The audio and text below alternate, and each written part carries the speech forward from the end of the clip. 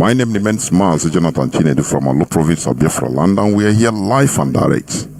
Today is the 4th day of October 2025.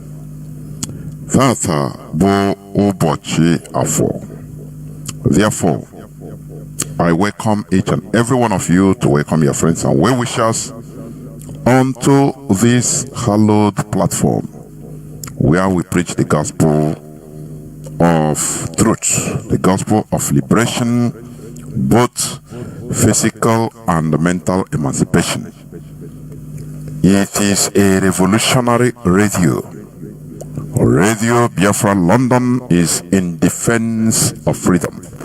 It doesn't matter our tone, our voices, it doesn't matter the way we say it, but what matters is the message that is dispensed from here. That is the most important thing, and that is what you should pay attention to. Is it the facts? Is it truth? That is what matters. Therefore, forget about the messenger and listen to the message. Forget about the tone of the messenger. Forget about your hatred for Biafra. Forget about your brainwashed or your programmed hatred or Ibophobia. But listen to the message. Therefore, I welcome each and every one of you once again to today's edition of Radio Biafra House of Service, coming to you through Radio Biafra London. My name, as you may know, is Mazi Jonathan from Olu province of Biafra land. Today is Monday, being the 4th day of October 2025. Please, I want to say something here, please, to all the listeners worldwide, because I used to receive conflicting reports about the output of my broadcasts. I don't know, very conflicting. Sometimes if I'm going through the inboxes, I'll be seeing you are coming out loud and clear. It is crystal clear. Another person will write, no, it's not clear. Your voice has stopped. So I don't know. And when you check it at the same time, it is the same time. So please, there is something I want to advise our people. If you are listening through IPOB community radio, make sure to download also Simple Radio. Please, I want us to be factual. Make sure to download Simple Radio and or Radio Garden in your application. Have all these applications. There is just a press of a button. That is only what it takes for you to download all these things. It's not rocket science, please. Now, when you are listening to IPOB community or through IPOB community radio and it is having problem, maybe it's cracking, maybe it is it is seizing for some seconds or some minutes and coming out again, please, before you write to notify me, make sure you go also just immediately go to Radio Garden or you are downloaded Simple Radio. Go there and also click on Radio Biafra London. If this second one is doing the same thing, now you can now write, you can now confirm that, oh, there is a problem. You can now inbox them, not calling, please. Inbox and say, okay, Mazi, I've checked the two apps and all of them are doing the same thing. Because some complaints, when I check my dashboard here, in the studio, everything is okay. Sometimes the problem is not from here. Sometimes it might be from your side. But you now only once, any little thing, you now start complaining. No, it is no more coming. Make effort, please. Our people should be making effort. Check another platform to see whether it is doing the same thing. They say witness of two people could be confirmed fact. But when you listen immediately, it might be that your system is having a problem, or even the polarity in your zone, the area you are listening to, is having a minor problem for that time, temporary cracks. And now you just write in order to say, no, IPOB community radio is not coming. No, just cross-check. Let us know how to do cross-checks. Because sometimes when I see all these things, I check my dashboard, everything is green, it's okay, things are coming out. And sometimes, from time to time, for your information, I used to also check on my side here by owning IPOB community radio, and I'll be hearing my voice coming out clear. So I don't, sometimes, the conclusion is sometimes the problem might be from your side. If it is fluctuating here, I will know. That is the thing. Please, this is what I want to tell our people. Because when you look at reports from all over the world, some say, no, it's coming out clear. And when you check the time of writing of exactly the same time. So, there are things we need to find out by ourselves, please. Because, this digital technology sometimes it's not 100% all the time. Please, we should know that, and we should make effort. That is why we encourage our people to use multiple devices, multiple platforms. Let them be in your smartphone. It costs nothing. Most of us living outside Nigeria know that it's not like Nigeria. You can, this costs nothing. You just download anything you want. You download and be using it. That is it. So that once you see that IPOB community radio is having some problem, you switch to the other. Now, when you switch to the other, now you find out whether it is really the problem from even the IPOB community radio or from where, before complaining, please. Therefore, I welcome once again each and every one of you. Today is the 4th day of October. Sorry, 6th day of October. I've been mistaken, please. 6th day of October. Today is not 4th. Please. It's a mistake. I don't know why I'm making this mistake. Somebody also complained that I made the mistake on Saturday by saying that it's calling 2021. I don't know whether I'm going backwards. I don't know. I'm rewinding the clock back. I don't know. Please, today is the 6th day of October, please. 2025. Today is Monday, I repeat, Monday, the 6th day of October 2025. Tata bo obochi afo. Therefore, you are welcome to this revolutionary radio where truth is being preached, reality is being preached without fear or favor. Therefore, we must continue. We must continue. We have been hearing of what is going on in Nigeria.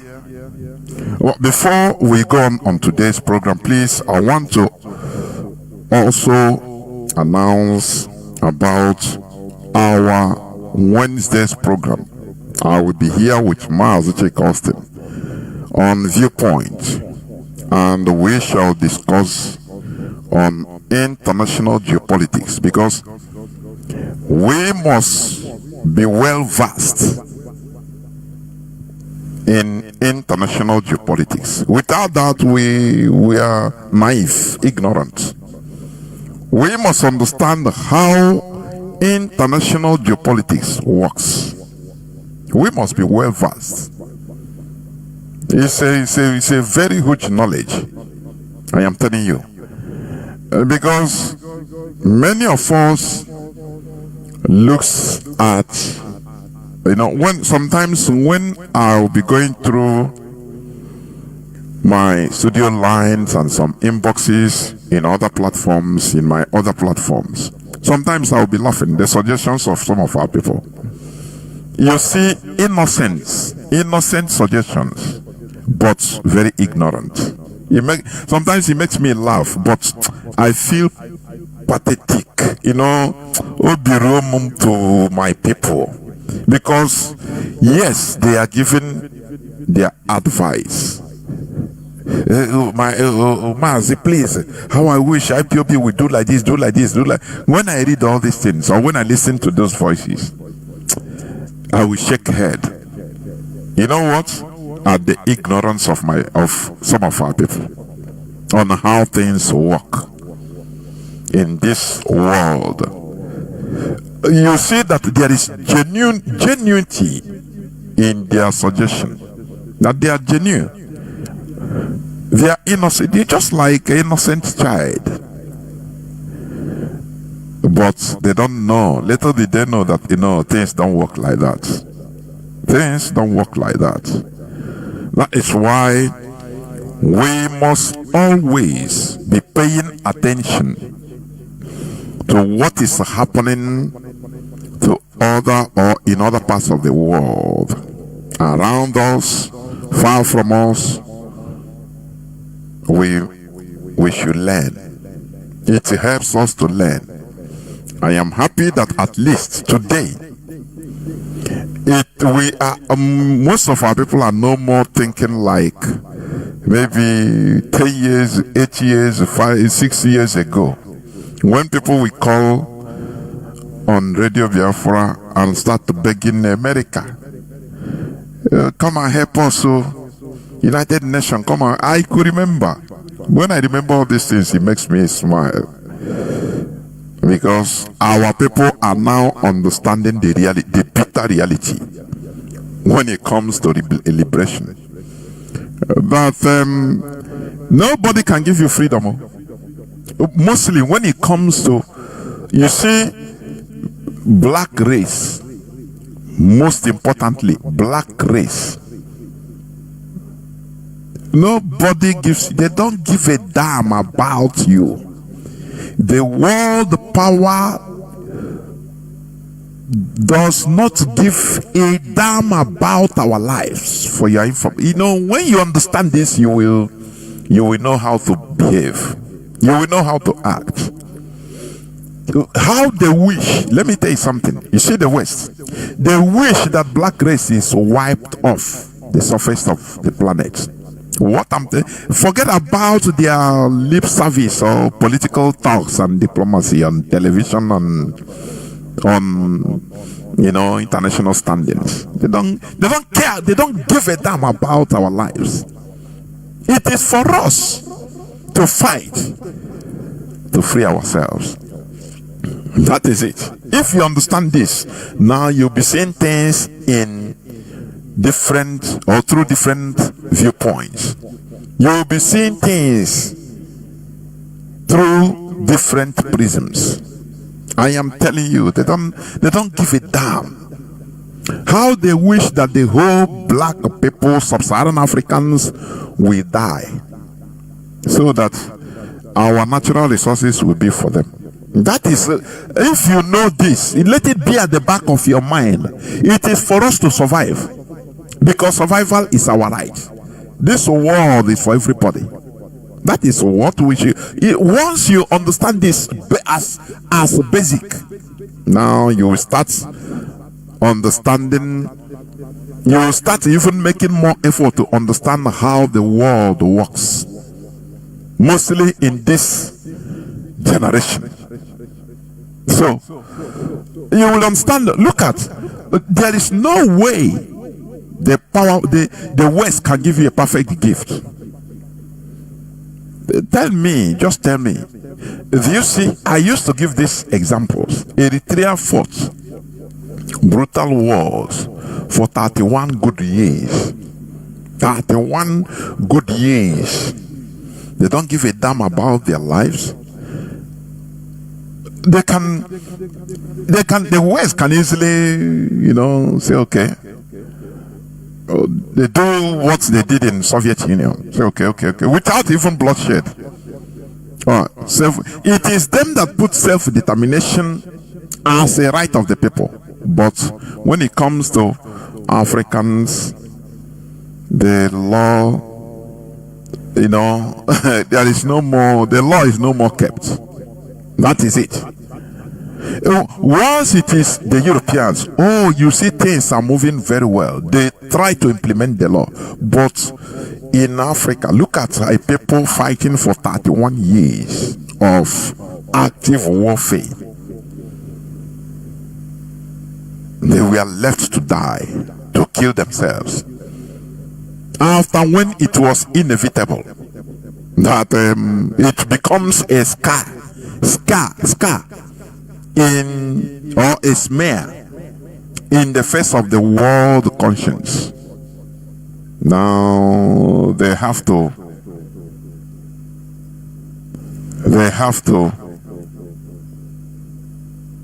yes. Now they have to say, okay, let us give this orangutan. They have died enough because there is no more escape. Sudan also the same thing. South Sudan, 50 years of active war and political uncertainty, confusions. Half a century from 1955. He said 55. They started, and they started active war, brutal warfare, and they got what they want 50 years later, 2005. And they were not even given perfect gift, because the same West killed their beloved leader. Are you? There is no way your oppressor will give you a perfect gift. You have to fight, and they say that you now. There is no other way. There is no other thing that they can do to you that you cannot, that they have not done to you. That is when they will say, okay, now may I take this thing, and they will find a way to decapitate you, to make sure that even if you have that your gift, you don't have peace. Don't you see? Let me make this analogy, like in what is happening in Palestine today, in Gaza. I hope you remember that Gaza was taken back or given back to the Palestinians after decades of occupation, direct occupation and control by late Ariel Sharon in 2005. I hope you know that. But before giving them back that piece of land, they have planned for the future. I'm telling you how powerful countries, colonizers, oppressors will work. How they work. They can never give you a perfect gift. They will, if you force them, they will give you a gift for you to fail. Are you getting what I'm saying? They will give you an imperfect gift. A gift, instead of you to progress, that gift will make you fail. Let me tell you something.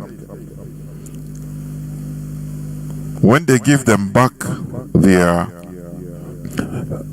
Gaza, they returned it to Palestine. The Israeli Secret Service have planned something. They sponsored extremists to control it. They're sponsored. You know, Benjamin Netanyahu is on trial for part of it for sponsoring Hamas. They know that these people, they set them up to fail, so that one, they splinter Palestine. West Bank will be different, governed differently. Gaza will be governed different. And you know what? I say they set up Hamas. And Hamas started shouting that they are the people that chase Israel out. They finance them secretly. They upheld them. But they are waiting for long run. Hamas started chasing the opposition, the real government in place, Fatah, that was Palestinian Liberation Organization, Fatah government, or Fatah party, that was, that is moderate, highly moderate, peaceful, but consistent, genuine in what they are doing. They sponsor extreme voice, extreme action. They hunted this moderate voice. Hamas hunted them and killed, tortured most of them from Gaza. That time, Israel, they know what they are doing. They know that they will be unsustainable. There will be backlash. They wanted to set up even civil war among Palestinians. This is how they work. We expose all these things to learn. Because you are oppressor, the colonizer will never give you a perfect gift. That thing you want perfectly. No. They will give you a poisoned gift.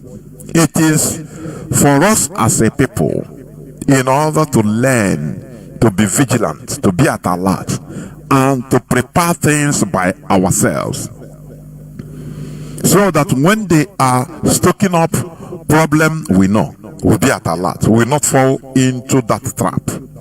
Are you getting what I'm saying? That is why knowledge of international geopolitics is very, very crucial to what we are doing today. Not by sentiment, not in international geopolitics, the world politics, black is not black. You are seeing black, but they are telling you that this is red. That is the reality. You said no, but I'm seeing black here. This is black. I'm touching it. They tell you no, this is red. That is how it is. So you must understand, all these tricks for us to survive, because the world of politics is about deception. The world of deception only to keep your interests as number one, as the main focus. It doesn't matter how you protect it. Through treachery as a people, through takia, through deception, through lies, you are always upholding your interest. That is what matters. You shouldn't be rigid in world politics. It is not true. You should never. There is no permanent friend, neither permanent enemy in the world of politics or in the world of international geopolitics. But what we have is permanent interest. As long as you focus on that, your permanent interest, you have no problem. It doesn't matter whatever. However, you continue holding on, just like you are holding on for your dear life. There is storm, there is turbulence, there is tempest. You don't care. You are holding on your dear life. You say, my brother, I no go live more. You are holding on. That is how things work. Otherwise, you cannot succeed. That is why the Fulani, they are masters of politics. what I'm telling you, I used to say it here. I've been saying it right from beginning. There was a time one of our brothers, he challenged me on air. He said, no, I used to praise the Fulani. I said, no. I know what I'm saying. Since I study, I make my researches on them, I found out, I said, these people, you have to praise your enemies. I'm telling you, for you to be at alert. Since we have been downgrading our oppressors, thinking that we know everything, that we sabi more than them, we know more than them, where are we? In this struggle, I found since my eye opened, I found out that I want to hear it. I used to say it on air. And when on hear it before a people will be classified as wise, enlightened, you'll be organizable. You will have a common focus. We don't have all these qualities. So, we don't know nothing. We don't know nothing when it comes to politics. I continue saying it. Look at this. Look, let me tell you something. Let me say something about the killing of Christians in Nigeria, which is true. It is not something hidden. We have been shouting about it. In the north, they are doing ethnic cleansing in the north. There are many factors involved in this. For your information, let me tell you what the Fulani are doing. The Fulani Caliphate. People that knew Kaduna before, they will know that southern Kaduna is almost 95%, if not more than, Christians and traditional worshippers. In short, non-Muslims. In short, southern Kaduna. I think in the 90s, even towards 2000s, early 2000s, something like that. Southern Kaduna. But today, Kaduna state has Muslim ticket. I am not saying, look, I'm coming. I am not castigating Islam, for your information. There is a very tricky trick that the Fulani are playing, and they have been playing. They have been successful. They have been succeeding.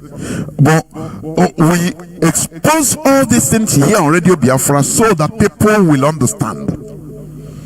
The Fulani, they use everything at their disposal in order to rally people around, to rally other non-Fulani around them, so that they feel that they have common purpose. Let me tell you what they do. The Caliphate, they use Islam. Now they rally other non-Fulani among them in order to kill their brothers that are not Muslims, even Hausas, non-Muslim Hausas, Kanuris, others in the north. They use that sentiment in order to, the same, it's very, what I'm saying is, people should understand it. The same way, during 1966, they use North, Ariwa, North, in order to rally around even the Middle Betas, to slaughter the Igbos, Biafrans. To the extent they rallied the West, the Yorubas, to join them to slaughter the Igbos. This is, is a sophisticated politics. It's not everybody that can do it. When it comes to politics, your prowess matters. Your ability to rally people, rally around people. We always say, Biafra, Biafra fought against the whole world. I say yes, it's true. But remember, ability to have alliance is part of power. Are you getting what I'm saying? Your capability as a people to rally others to your cause is also a very big political power on your side is a progress. When you cannot, when you cannot be able to rally people, you become isolated, which means you don't know how to play politics. Don't you see what they try to rout Russia, to isolate Russia? I want us to, anyway, on Wednesday we shall understand more. The West tried to isolate Russia first, to make Russia a pariah country. Are you getting what I'm saying? But Russia, Putin showed them that, look, my power is not only nuclear weapon. I have politicians. Let me tell you, see this Russian foreign secretary. What is that's his name? I respect that man. That man, Putin gave him medal the other day. I respect him. What is his? Come on, can somebody send me the name, please? Why all these common names? I used to forget them. The Russian foreign minister that also spoke on the United Nations General Assembly a few days back. So, Russia, people think that, oh, no, Putin will just bam, immediately Russia throw nuclear weapon. You become a complete pariah. They will go the proposal and say, look at, he is the aggressor. But the ability to wriggle out diplomatically from isolation and become strong, have partners, people follow through, it is a victory, complete victory. These are things we should learn. Everything is not by power, physical strength, or even power you don't have, you start. No, once you are isolated as a people, you will be treated anyhow. This is one thing we should understand. Sergei Lavrov, I respect that man. Mazi Jonathan, thank you very much. Lavrov, I say, anytime I see that man, I respect him. I'm telling you honestly, he's a diplomat. When Biafra comes, we have juggernauts like this. It's not about only physical power, no, but the ability. We should have diplomatic ability in order to align, in order to, leverage and rally people around our cause. That is also part of being powerful. Not everything is a threat. I will do this. No. Look at how Russia, they tried very hard at the early stage to isolate Russia. So that they say, you saw in mainstream Western media, they are laughing around. Oh, he's a pariah. No person Putin has no ally. No person is with him. But today, what is happening? Even Western Europe is divided. Is a power. We should be learning, please. We should be learning. Because we are kindergartners. So, when you see what is happening in the world, now you learn. The Fulani, their ability to rally people through different means. Sometimes they use, they're not. They rally others. So sometimes they use we Muslims in order to rally. They convince the Muslims of Hausa Muslims that they are fighting infidels. And they use them. They use that sentiment, and they use them to deal with Christians or non-Muslims. And after what happened, check the whole most northern states. Who is in control is the Fulani.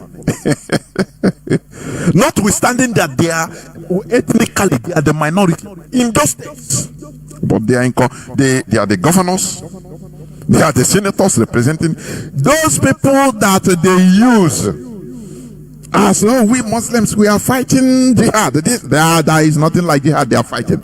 They are fighting to colonize others. Now, when they eliminate Christians and non-Muslims using all these people, now they are left with mostly them and non-Fulani Muslims. Now they start dealing with those people. Come and take power now. This is diplomacy. It is allowed in international politics. The sinful people, no problem. For your communal interest. That is what Fulani is focused on.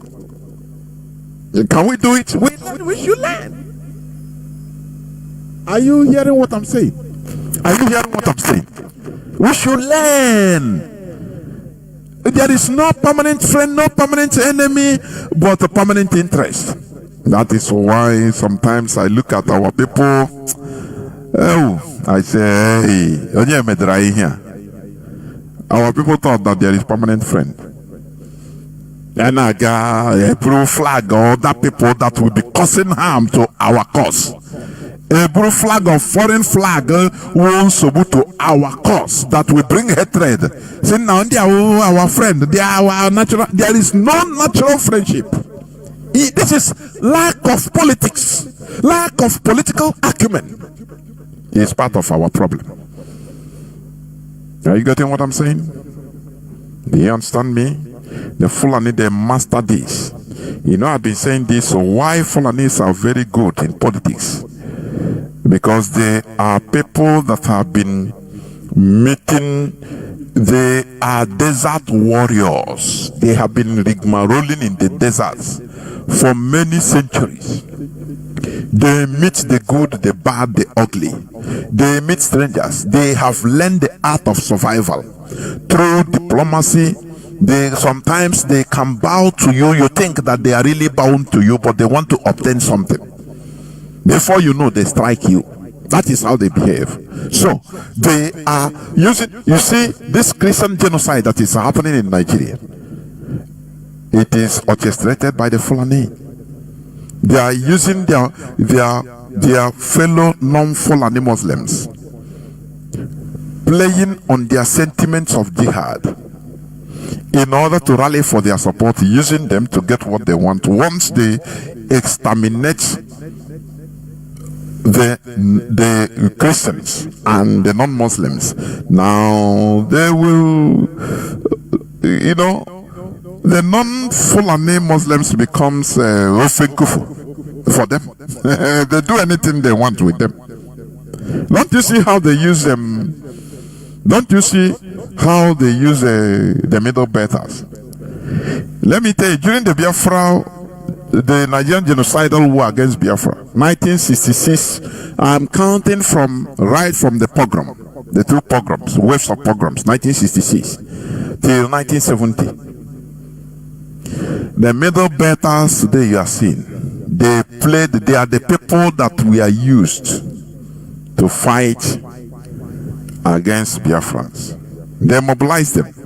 They say, deal with Biafrans. They want to say, come and protect your lovely Nigeria. One Nigeria must, these people, they don't think. How many Fulani is that time?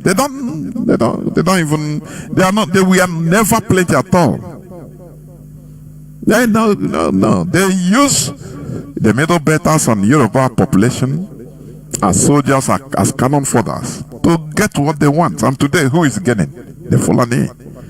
Do you see? A people that is able to obtain this feat, this huge feat, deceive millions and millions of people, use millions and millions of people to their advantage.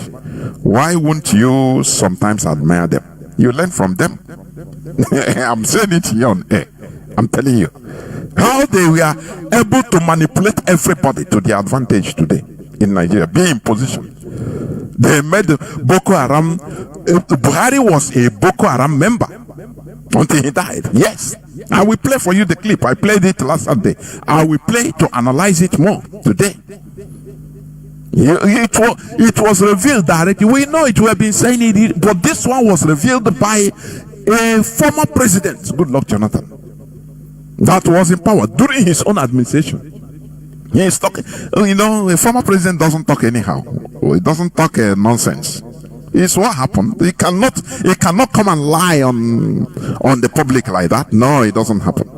He said it. So a Boko Haram member ruled Nigeria for 8 years, and Nigerians were, they were clapping.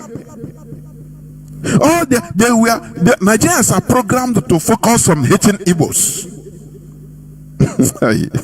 What do you call that? It's a very big political prowess, juggernaut. Fulani is playing Nigerians, they are playing Nigerians heavy chess game. I'm telling you, they are playing Nigerians a heavy chess game. They are killing everybody, taking over, colonizing everybody. But once they'll tell you, no, look, Igbo is your problem. And they are foolishly doing it. What do you call it? It's not easy. Can you achieve that? Do it now, let's see. Can you rally people? Can you rally others around? No. You don't have the capacity because you don't have the political and diplomatic know-how to do that.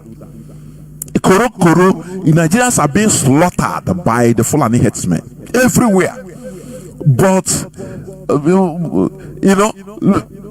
they are all interested in checkmating Igbos. Don't you see? By the Fulani. Don't you see that?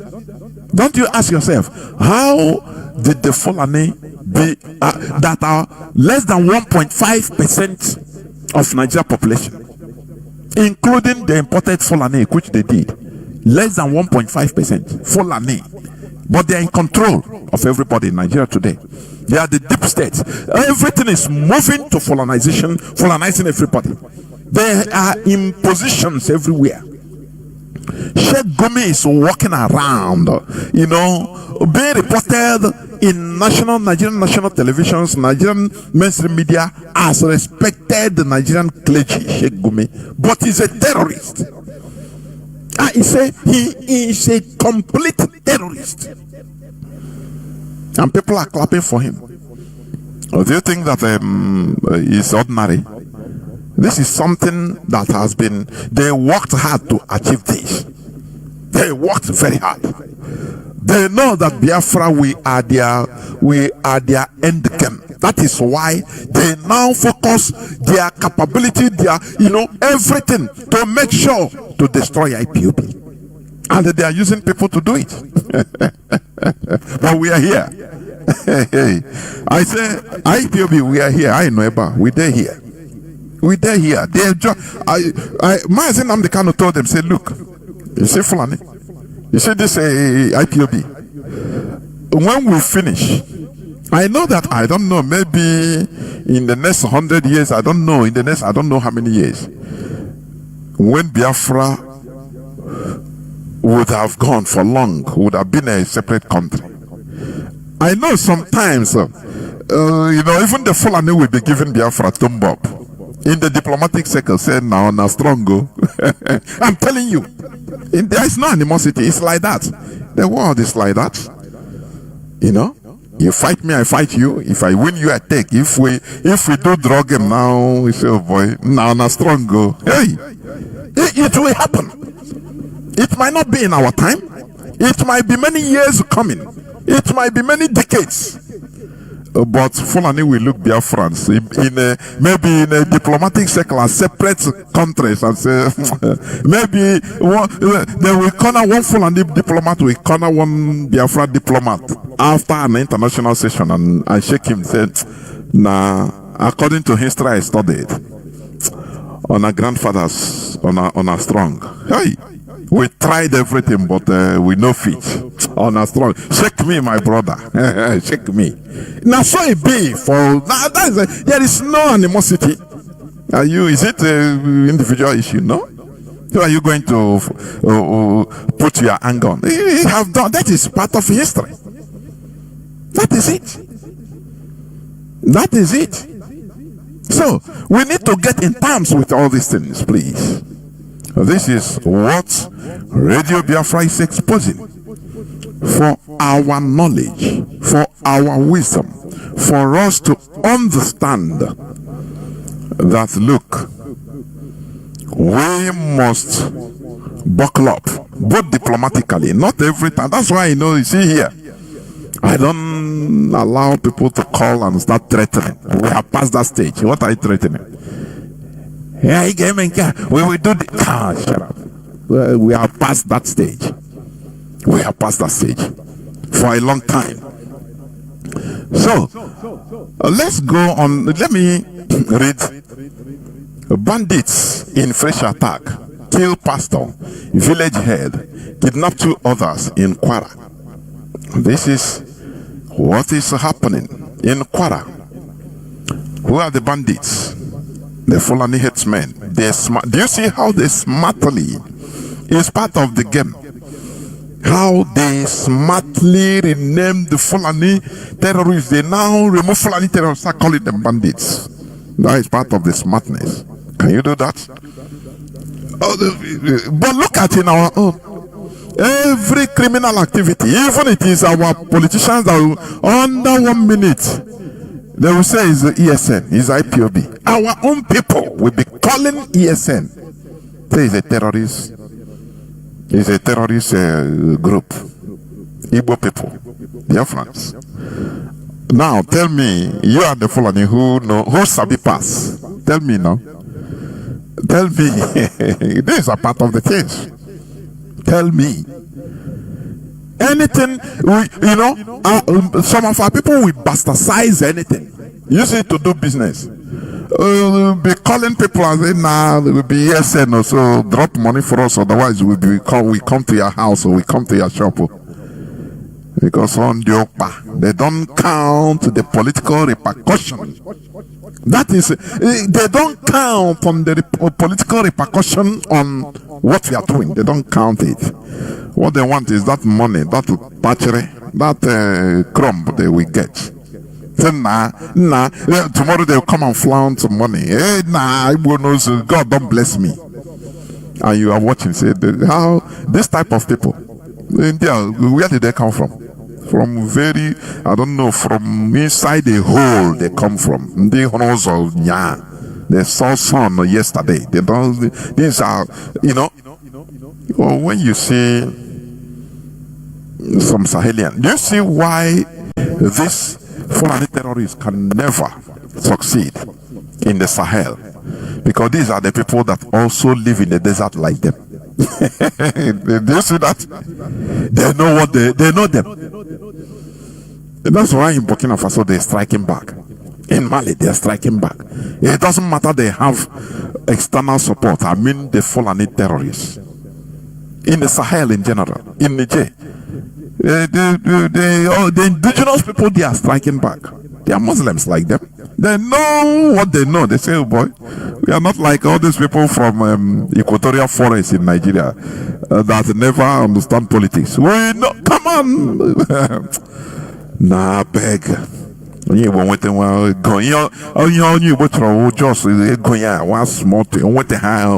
Oh, you said now, God don't bless me now. Oh wow, he's thought that the world is rotating around him. Very primitive character. We should change.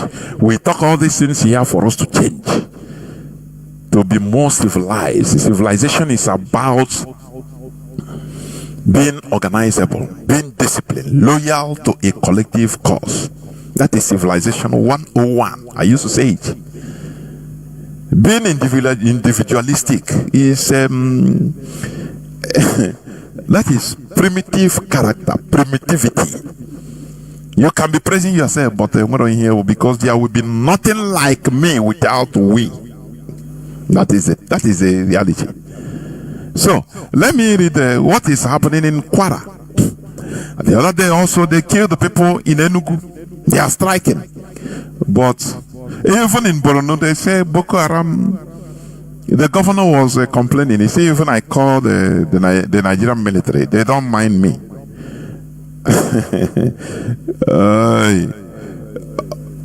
You know, as I played the other day, okay, let me read a bit. Bandits on Sunday, that was yesterday, in fresh attacks, killed one person, kidnapped 2 others, including the village head of Rani in Patigi local government area of Kwara State.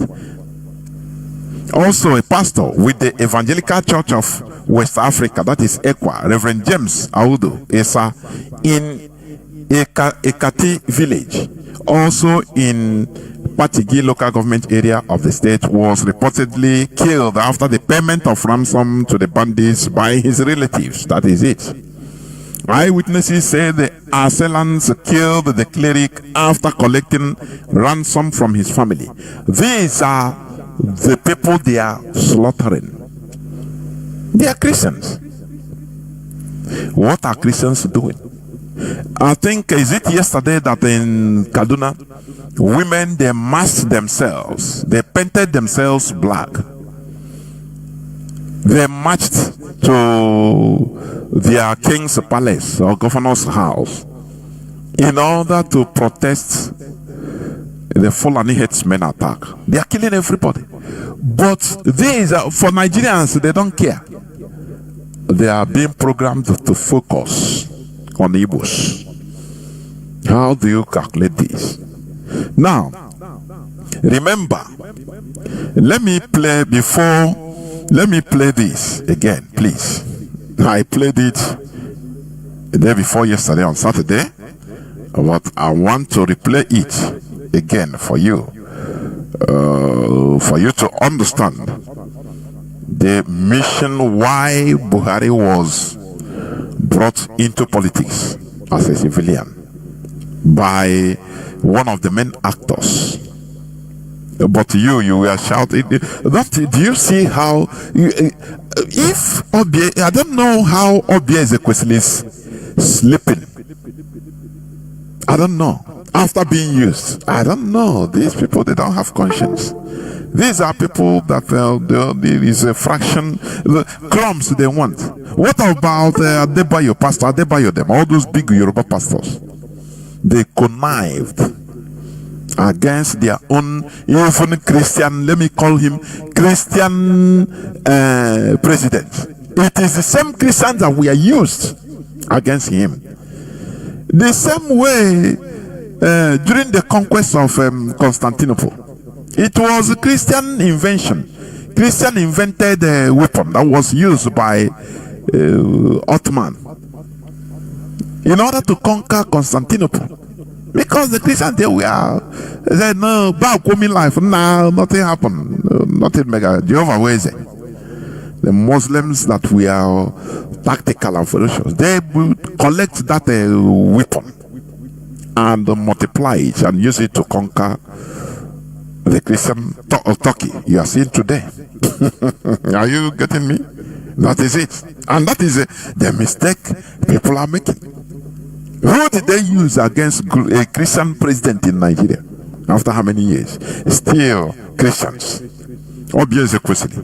He is the champion of bring back our girls. Listen to the mission, why Buhari was being chosen to come to the political arena, back to the political arena. Listen. Well, some of us who recruited him. This is the voice of Alhaji Buba Galadima. It's his voice. He is one of the main players. He is confessing after the official version of Buhari's death. Is it last year or this year? So they finish with that episode of Buhari. So that is why he is revealing. So listen. Into politics, had a mission. Well, some of us who recruited him into politics had a mission. And I will reveal that mission today. General Buhari came into politics. It wasn't his province. He never liked politicians because he believed we are fake and that we don't mean what we say. But there was an incident that made some of us to recruit him, convince him, and use the other people to convince him to join politics. And use the other people. Now ask yourself, who are the other people? When you listen to Kunle Olawumi revelations as a military spy, very high ranking military spy in Nigeria, he said that he is one of the people that convinced American president that Buhari is the right person to rule Nigeria. Do you see how things are working? These are the people that the Fulani oligarchy planned this thing. Now they spread their tentacles. Do you see how they use their looted money, funds rightly? Do we learn? Chineke, I don't understand. Do we learn? The answer is no. These people, they loot funds, they loot money, their oil wells, they loot, but they are using it to finance their goal. They are using it rightly to finance their Fulani movement. On the ground, what is our people doing? No, tell me now, what is our people doing? As you are hearing my voice, you are in the right place. You have the wherewithal financially. Are you supporting IPOB? The answer is no. Are you donating to IPOB? But you want miracle to happen overnight so that we'll be free. Aren't you joking? A joker. An Igbo man, a Biafran. You are in cloud coca land. These people, when they see something that is not moving to their advantage, they gather, they rub brains, they say, okay, we do this, but it will take money or it will take a sacrifice. So they say, no problem. All of them will bring, secretly, they will sponsor. Everybody will activate his or her, contacts in the world for they will lobby, they will spend money, they will spread their tentacles in the Nigerian secret services, lobby them, spend money in order to achieve their goal. Ask our people, our billionaires, what they do is to showcase their money on social media, to do heavy funeral for their mother, ask them what political collective advantage of our people are you sponsoring? Do you have any? No, you don't. No. His money doesn't go to support our collective interest. No, Igbo man, you don't do that. But these are the reason why the Fulani, they are on top. Few of them will meet and say, we need to activate our diplomatic, activate everything we know in order to deviate this government. In order to deviate it, in order to take it back so that we continue towards our Fulani hegemony. All of them will say amen to it. They will start lobbying. Lobbying, you know, it takes money. It takes millions, if not billions, millions and billions of dollars. But look at the IPOB every day. A movement of this caliber. You don't see Igbo billionaires, Biafrans billionaires that are coming on the ground to say, oh boy, me wanna take me wanna just equal. I will continue money. Just continue what you are doing with financing. There are many Igbo billionaires individually. If they remove $1 million a month, it's nothing to them. It's nothing to them. I am telling you. Do you see even market people? These people that we pity every time, oh, they are destroying their destiny in Lagos. They can finance this movement and we get what we want even sooner than later. But will they do it? Do they think about it? That is why I say our people, we are primitive. It's only IPOB that is trying to enlighten us. I'm telling you. Our people see our collective interest as in nothing, no concern me. Nah, I beg, these are miscreants. Nah, I'm the more for my. And now no lamentation, because we have not come together in order to say no to something, to finance with our money. No way. If Alaba, for example, the markets controlled by Igbos, do you know that these people can be, if every shop will be contributing, for example, 100 naira every month, the whole markets in everywhere in Nigeria, 100 naira every month. Do you know how many billions of naira that will be coming to IPOB? You know, before you know, we rampage everywhere with our prowess, both diplomatic prowess. But will they do it? Yeah. Or will they do it? That's why everybody is suffering. I say we will continue suffering until we understand the meaning of Igwebike. This is what the Fulanis are doing. When you hear this man say, we recruited, do you think that it is only through mouth? They financed it. They lobbied. They went to the international community. They went to America. They paid the lobbies millions, tens of millions, if not hundreds of millions of naira or dollars. Did they come to announce it? What you'll be seeing is the result, nothing more.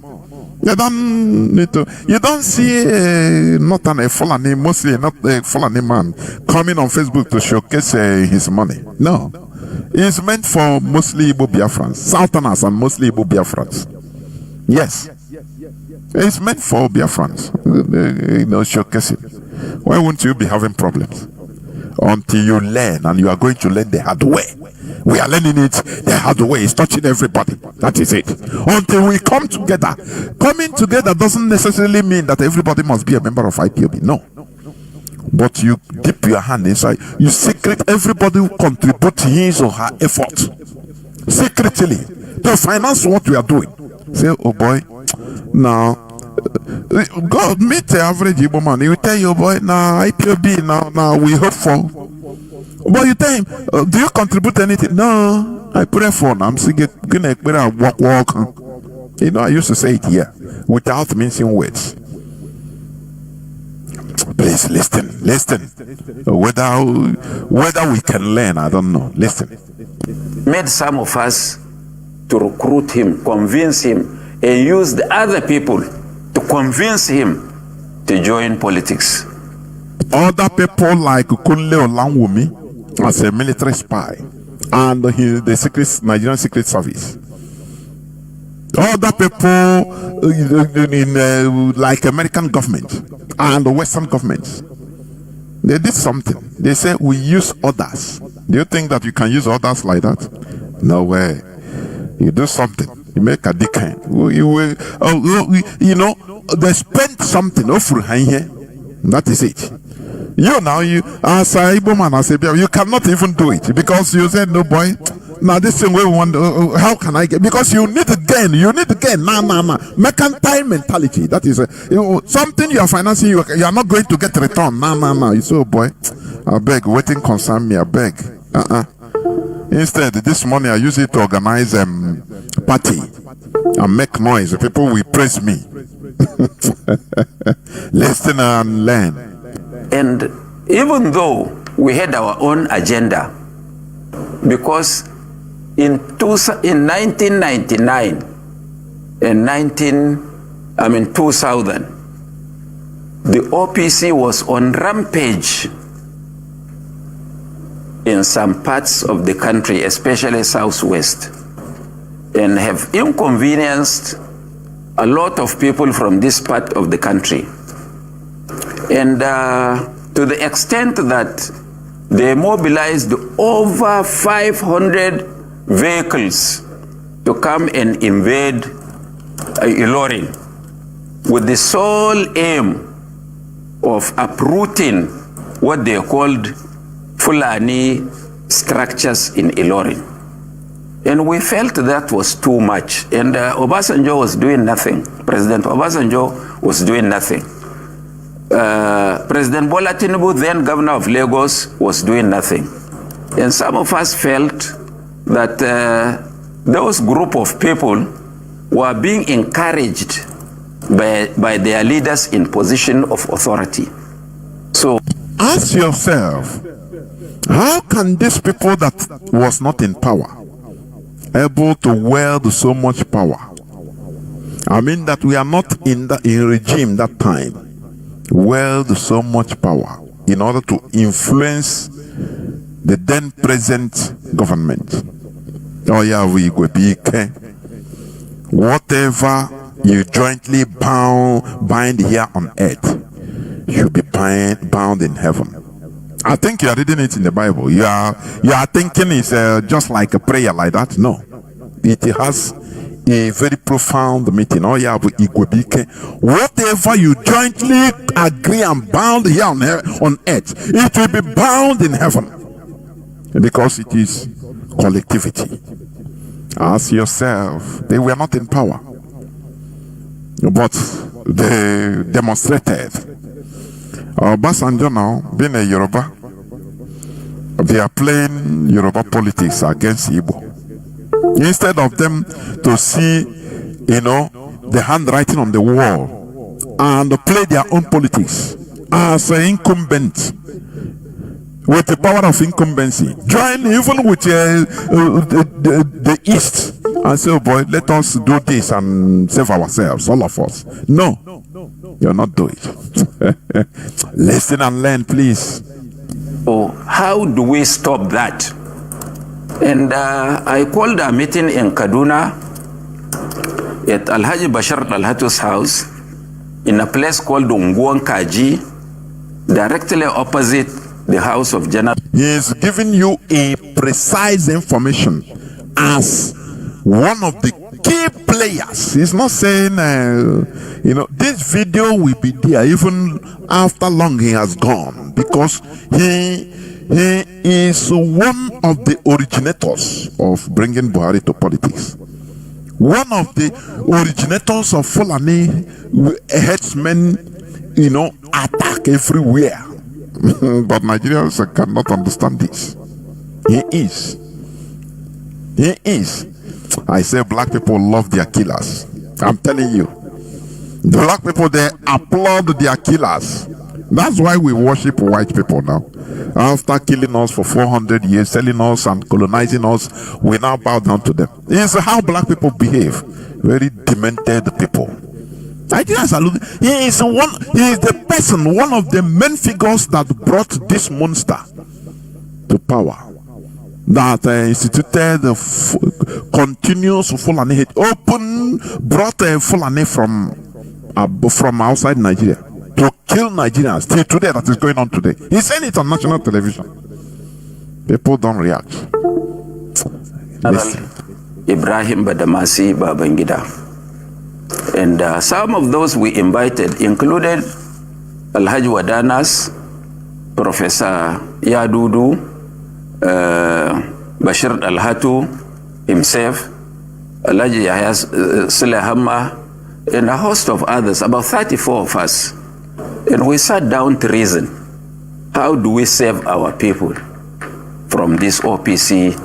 Do you see, this is where it sweets me. Hate them or love them. Do you see the word he said? How do we save our people? How many Igbo politicians can say this? No, tell me. How many Igbo politicians can gather and say, look, what is happening to our, how do we save our people, please? Let us rub minds together. Have you ever had it from Igbo politicians? Instead, one is used against the other. This one want to be the head, want to be all and all. Dave Oma, he said, I'm going to show you people that I am the all and all. I will form a Bubago parallel IPOB to destroy IPOB. This one, most of them will say, no, don't worry, I tell you that I have contacts. Don't worry, I will take over power in Imo State. Though I come from Fort Hill, but don't worry now. These are primitive, demented set of people on self-destruction. They destroy themselves. I don't know. We need to study our brains, honestly. We are set to self-destructive mode. Self-destructive mode. Some modern weapons, they can be self-destructive. Maybe if it enters the hand of enemies, they can remotely self-destruct, and it will destroy the main components so that it should not be studied or stolen. I mean the technology. That is what we are in. Our people are on self-destructive mode. What matters to them is how to be. Don't worry. When we come here to talk, Nami go be the all and all. No, everybody is feeling big. No, have you ever seen where our so-called political elites gather and genuinely say, look, how do we save our people from this issue, from what is happening to us? No, they will go and, as they went to do campaign, not even campaign, in Alaba International Market, in Expander. Peter Obi went there. Don't worry, if I become president, don't worry, all these things will not happen. The other one said, don't worry, if you vote me again, nonsense. To calm the people, as if they will do something. Powerless. How many of them have gathered together genuinely and say, like these people, like this man, I respect him, I respect them. How do we save our people? It comes from the heart. How do we save our people from this menace? No. Listen, please, and learn from genuine people. Learn from them. It doesn't matter that they are our aggressors, but learn. Four of us, and we sat down to reason. How do we save our people from this OPC menace?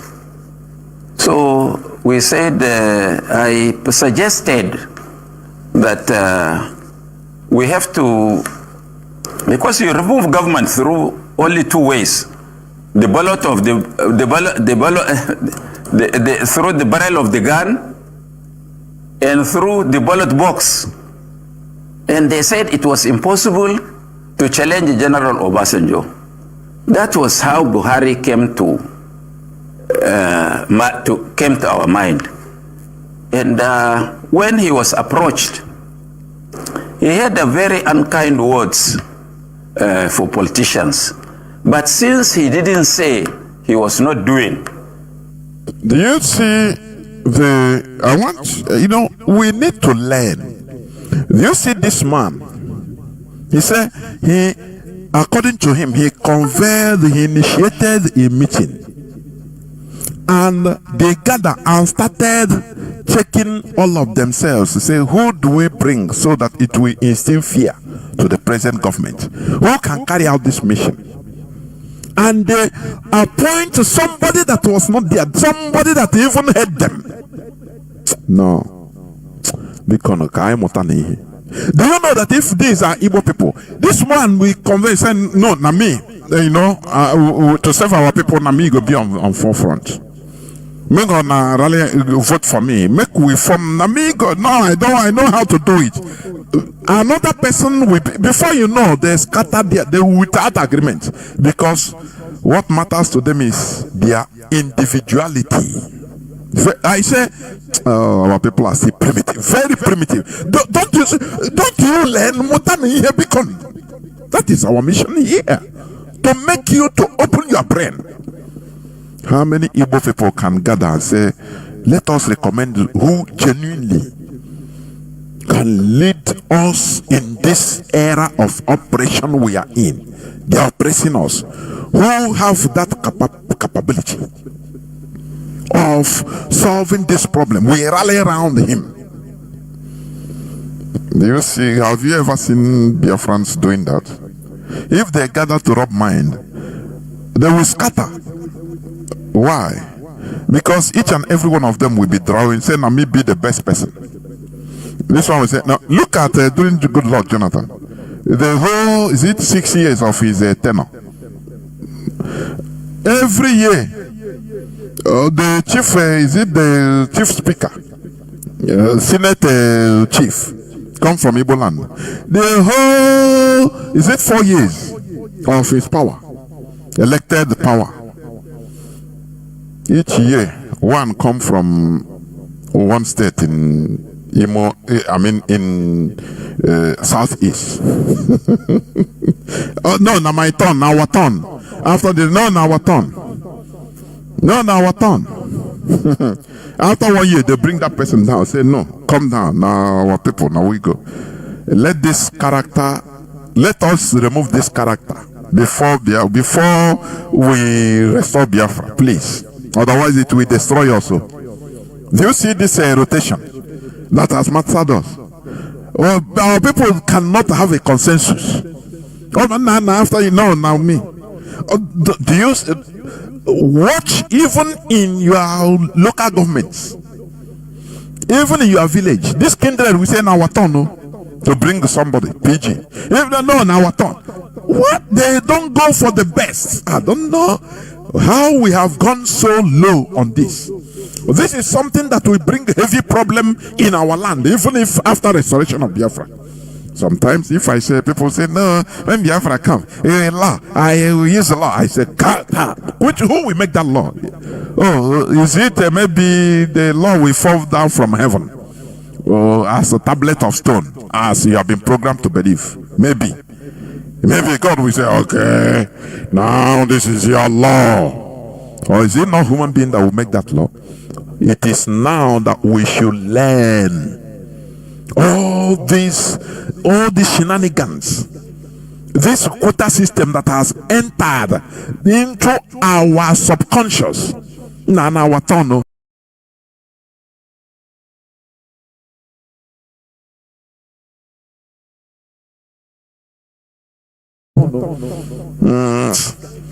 This quota system that has entered into our subconscious.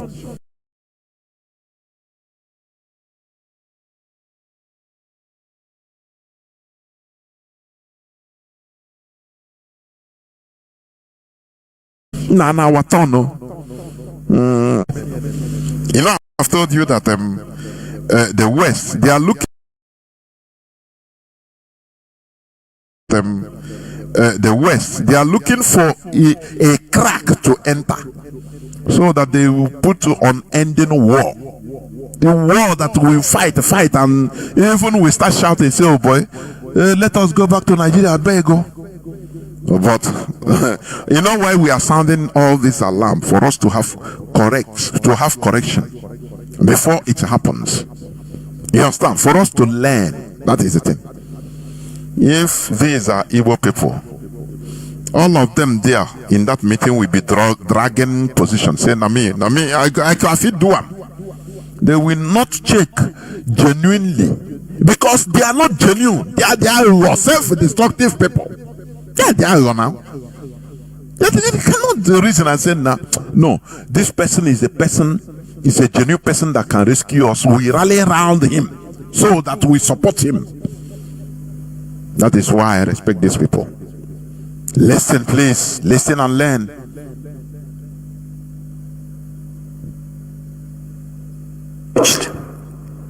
He had a very unkind words for politicians. But since he didn't say he was not doing, we still pursued him.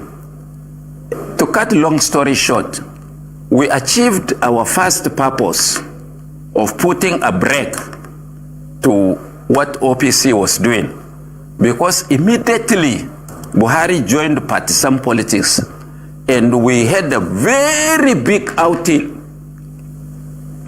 in Daura to initiate him into politics.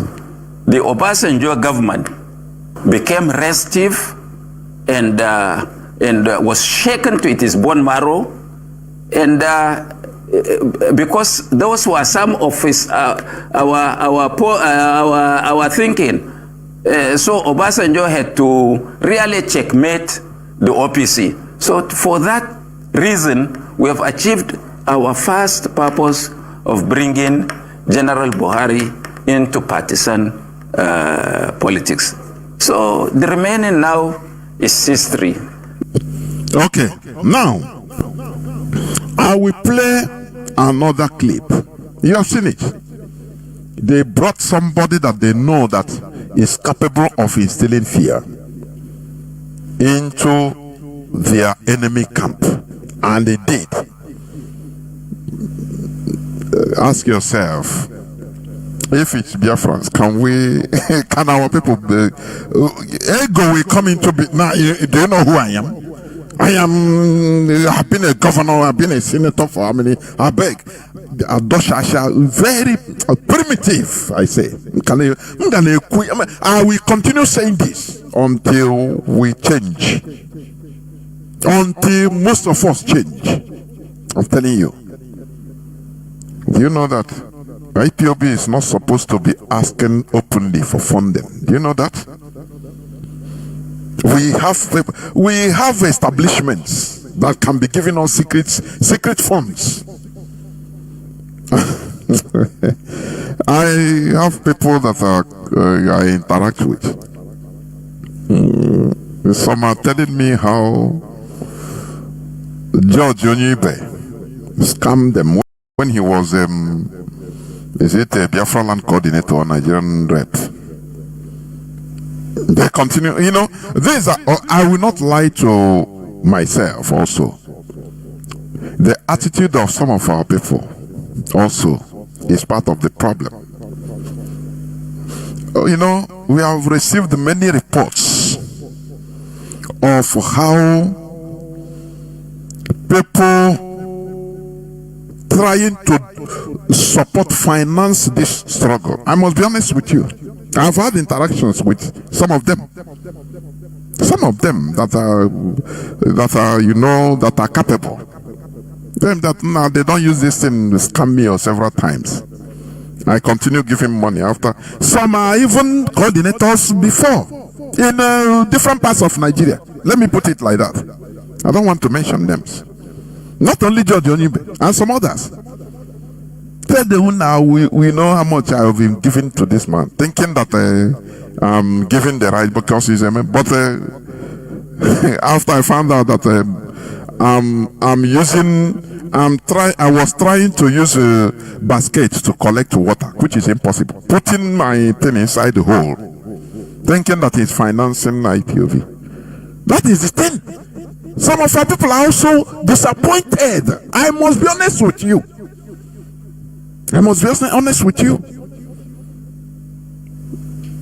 What I'm telling you is a fact. It's not something that even Mazi Jonathan Chinedu siblings, they didn't have issues. They are part of also the problem. Some people say, boy, now look at things we have done, thinking that we are giving, they don't know that it's going to their hand. Nah, beg, this thing has come. So sometimes you don't blame them. Because both people that are receiving, you think that they are giving before. How many times? I'm talking of even in Biafra land. What about in diaspora? Anyone that bring you convince our leader, bring account. No, I mean hardcore. Money will flow into you. Haven't Mazi Jonathan Chinedu said it? Somebody whether in Texas, in America. You are going to buy. We are primitive, for goodness sake. Sometimes I don't even shout again. Or before coming where I used to have sentiment. I say, no, we are the cause. We are the cause. Obasanjo said something. He said, when you do something that you are not supposed to do, you will get the result that you don't want. That is it. There is nothing. Our problem, we are also part of our problem. Many of our people are part of our problems. Man didn't receive on your may ask come over now. Makai, imagine guys. Imagine you got trust. If you somebody will have IPO, will entrusted IPOB something. Before you know, once you see that they have value, now in the camp. Yes, Nandia, which kind of people are these? These people merit destruction. These people merit their suffering. I am telling you. So it's only because of the few genuine people that we can have respite. Otherwise, a general character of generality, or most of our people nation, when it comes to here, or they lose human dignity, they lose everything. They don't care again about anything. Gluttony. They prefer to use that money, put himself in a where may have no, not like before.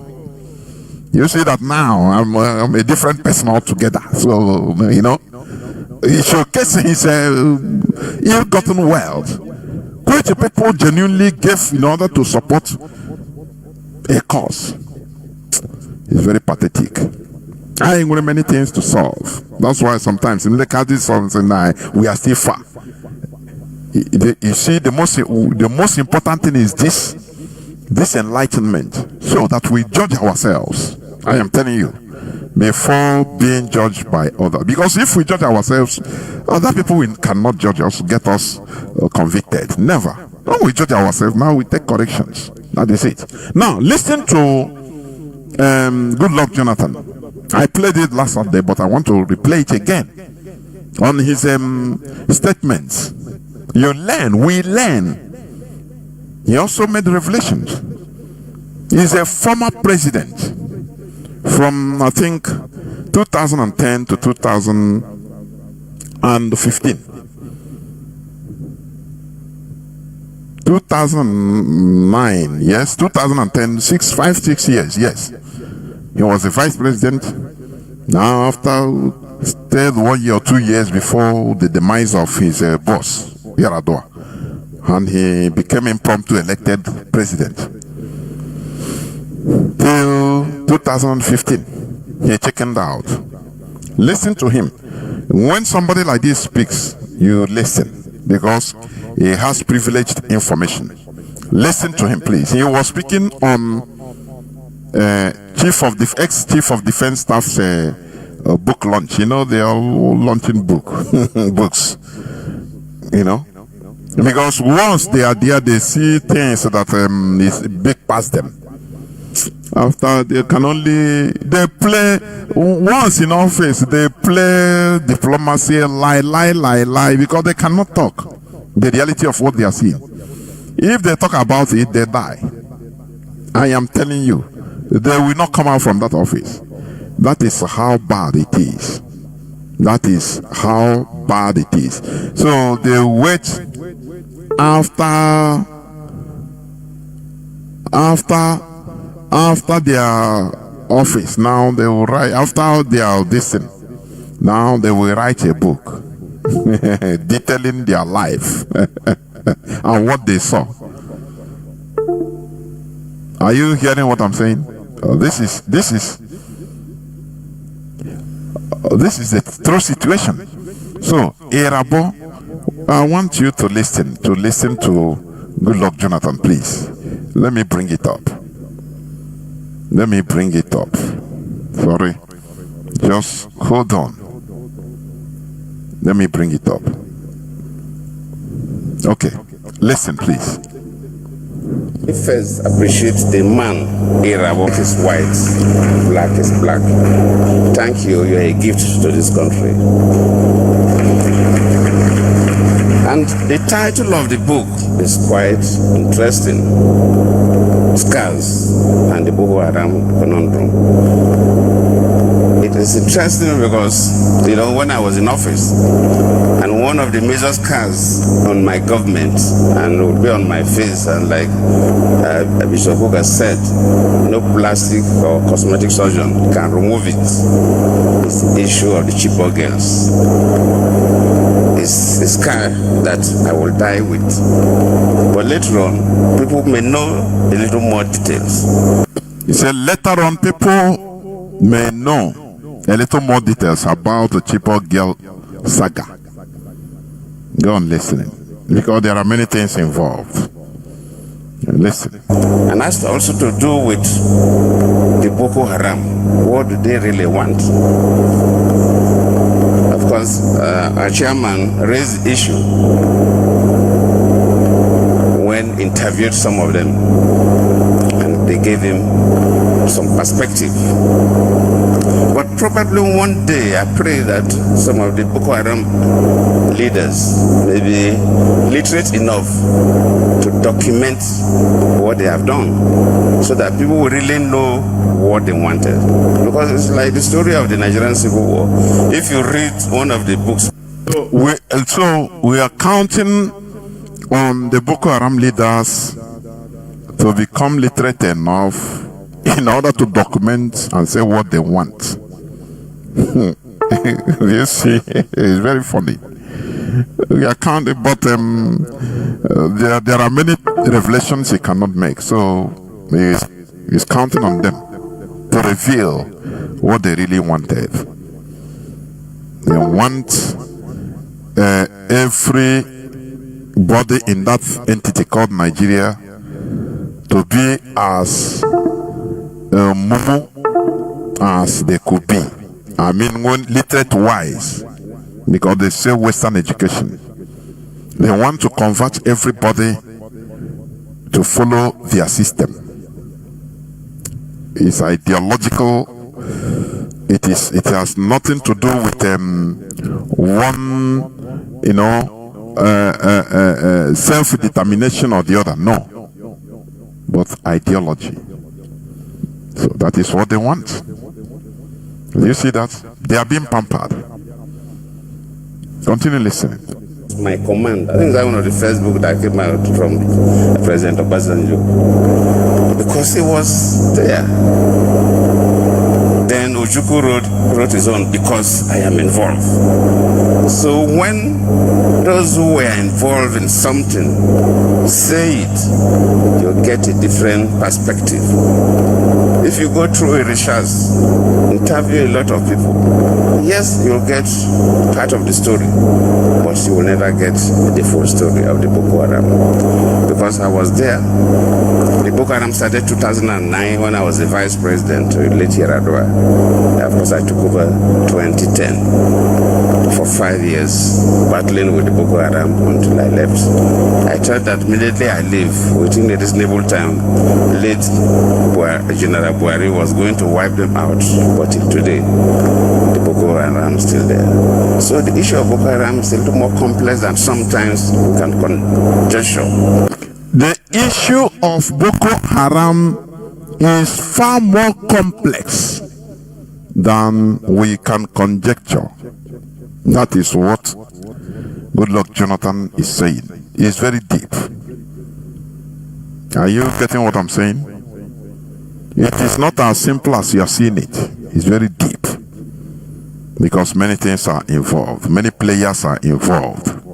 As time goes on, I will explain to you more. Please, continue listening. In 1999, when Obasanjo became a president, we had some issues in the Southwest.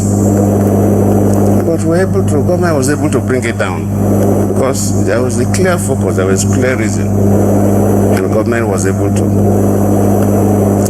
Then we had issues in the Niger Delta. And when I became the vice president, one of the major things I did was to visit the most dangerous camp of the militants in the Niger Delta. I remember when we flew down to Warri, by the time we got to the waterfront to take Listen here attentively. I will explain something. Boats to that camp. They sent information to us that anybody following me must not carry weapon. My ADC, my CSO, that nobody should carry a weapon. In fact, the Commissioner of Police of Delta State said, Vice President, no, you will not go there. The State Director of SSS to say, no, I will not go. I told them I will go.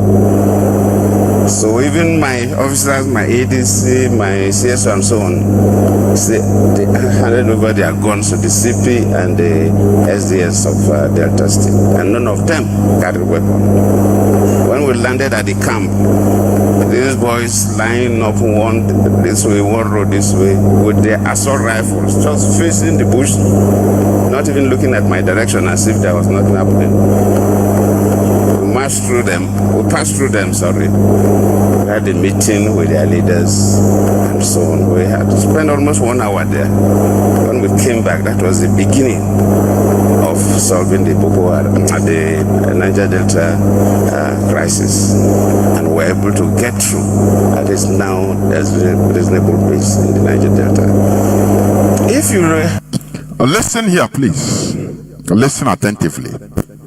He talked about the issue of Niger Delta militancy, which they were fighting for even what belongs to them. I want you to listen attentively. He said he went there as a vice president in order to talk to the leader or the leaders. And despite everything, he discussed with the leaders. That was the start of the compromise. I call it compromise of Niger Delta agitation. Now, bring Boko Haram. Why were they able to compromise Niger Delta militancy? But they are not able to bring down Boko Haram. Mutating into things, running on the children. Ask yourself, please. Because with this type of knowledge, we can understand some things.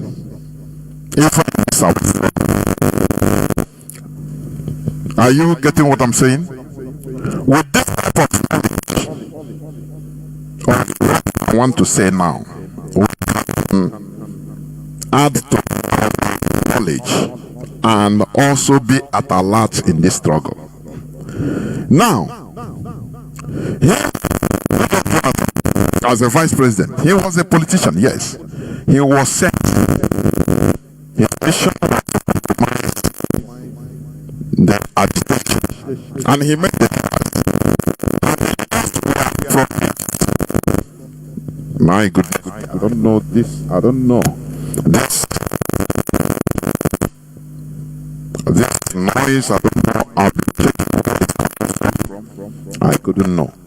So, let me continue, please. This man as a vice president went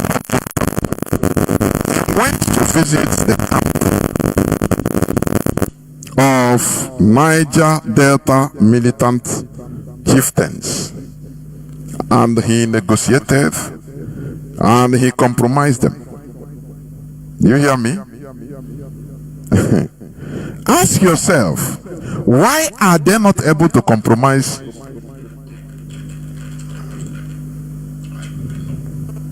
Why are they not able to compromise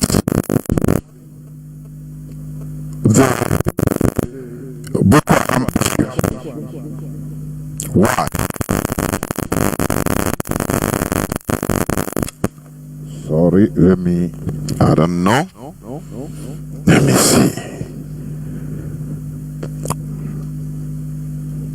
What I want to I want you to listen to what I'm about to say, please. Because it's very, very important. It's very, very important. It's very, very important to our cause or our struggle. You know, let me see. I'm trying to check the noise, please.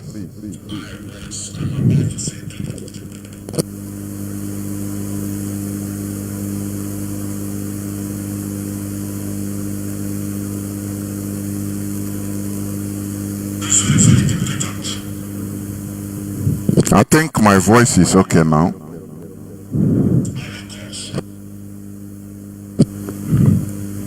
I think my voice is now better. I think my voice is coming out now. The noise is out. I think, please. I think the noise has now stopped. Please. Now, please listen, because you know why I don't need this noise, because I want to say something very, very important. That's why I want it to be clear, please. Now, yeah, it's okay. According to Good Luck Jonathan, he said that he went to Niger Delta militancy camp and met their leaders. And after, yes, it's better now, yes. And after, it became the start of the compromise of Niger Delta militancy. The question you should ask yourself is, did they achieve their goal? The answer is no. Instead, their leaders became enriched with their lieutenants that are around them. Are you getting me? Now you ask yourself, why is it that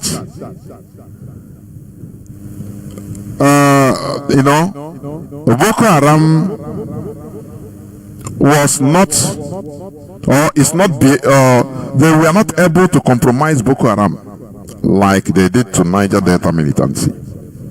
The devil is in the detail. The devil is in the detail. Do you know the reason? In the case of Boko Haram, there were external hands. It's not only local players, no. After all, Boko Haram, Chikawi, their local leader, was killed. Did they stop them? The answer is no. Because they has external hands. I don't know whether people understand what I'm saying. They reduced the Niger Delta militancy, according to Kunle Olanwumi, to a manageable level it is today. They started dishing out contracts to their leaders and allowed them to keep some foot soldiers, armed men and women, to be used to make money for their own benefit. So thousands of people that died fighting for their collective cause died for nothing. Are you getting what I'm saying? Does it make sense? The reason was because it was only locally oriented. There was no external hand. In the case of Boko Haram, there were external hand that is in place. So it doesn't go and negotiate or kill Shikawi. The movement continued.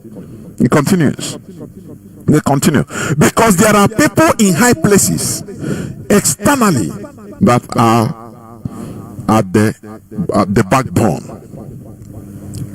This is the reason why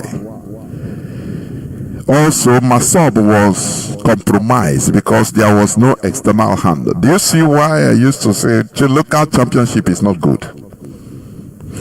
The case of IPOB, there is the external hand in IPOB is IPOB in the diaspora.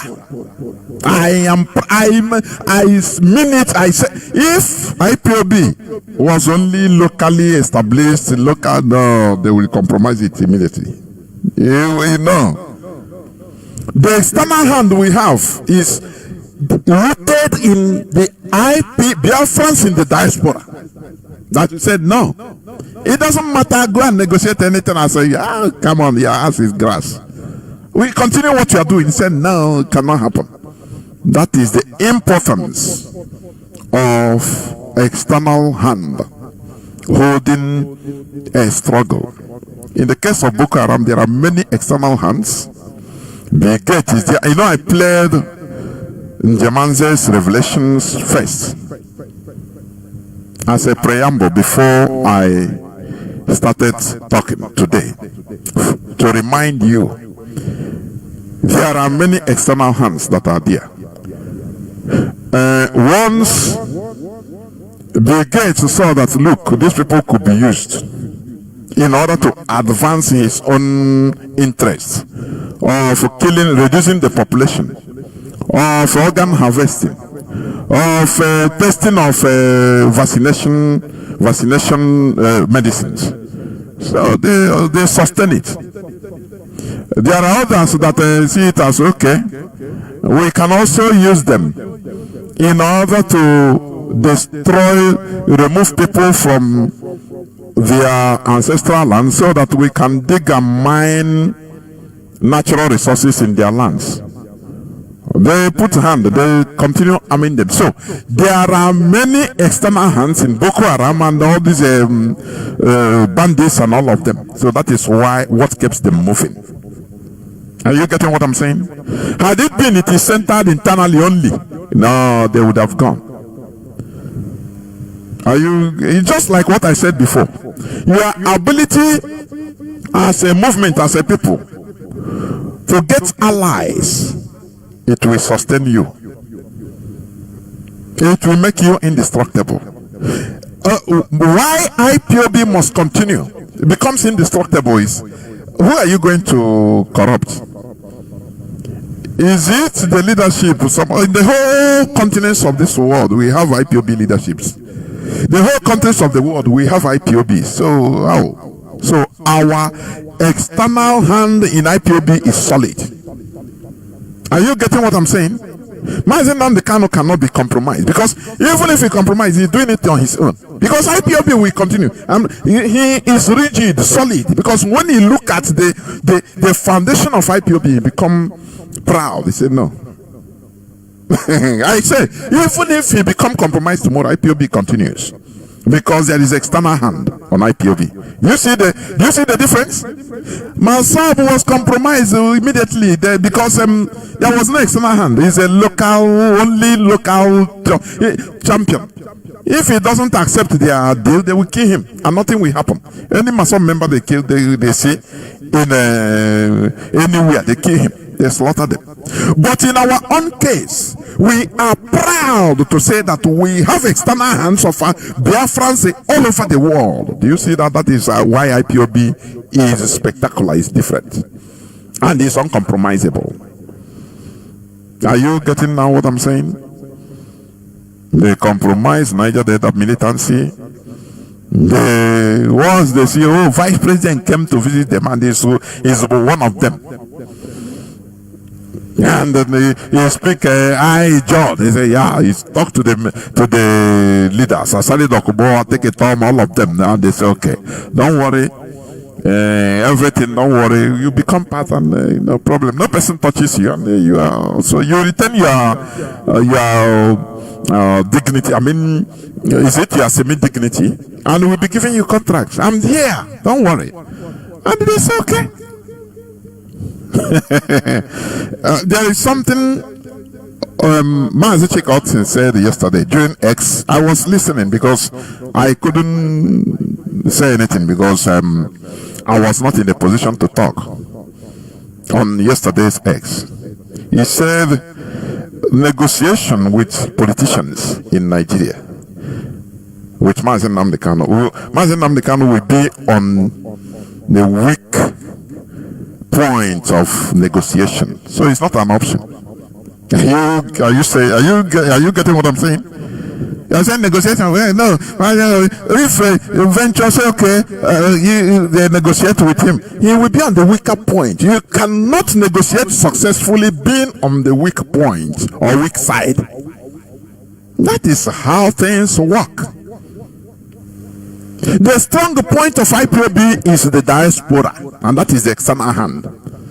So if they even if anything, we continue. Do you see that? Do you see what I'm saying? So these are the things I want us to understand, and these are the mistakes we shouldn't make by negotiating from a point of weakness. We must negotiate on a point of strength. Are you getting what I'm saying? That is why you see this struggle. I've been saying it. Mazi Nnamdi Kanu is the figurehead, is our leader and the figurehead of this struggle. He is the face of this struggle. Anything that is going on, IPOB must sanction it. If they do anything, say no, IPOB doesn't matter, they will see that IPOB matters. IPOB in the diaspora, it matters a lot. I am telling you.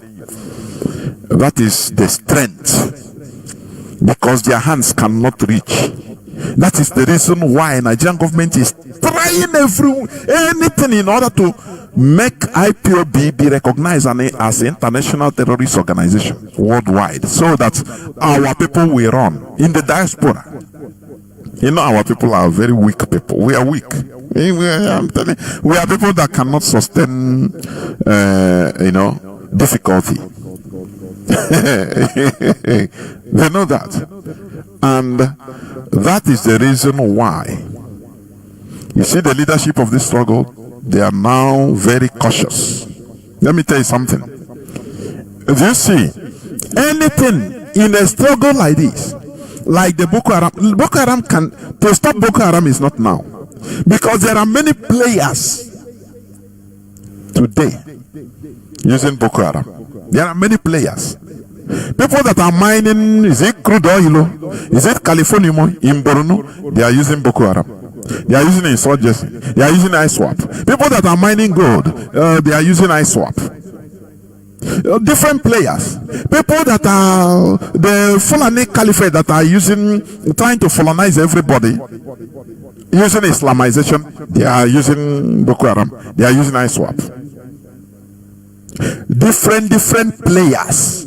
The West, they are using Boko Haram. So there is no way you can stop them. You cannot stop them, because there is no way you can. They have come up to stop them.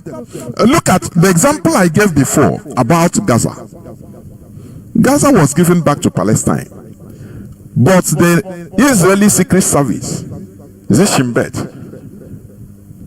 Internal Secret Service, they went on work to raise extremists that made sure to uproot the real moderate government body, that Fatah, that was in charge of Palestine. They became more extremists because they know that it will backfire. They armed them.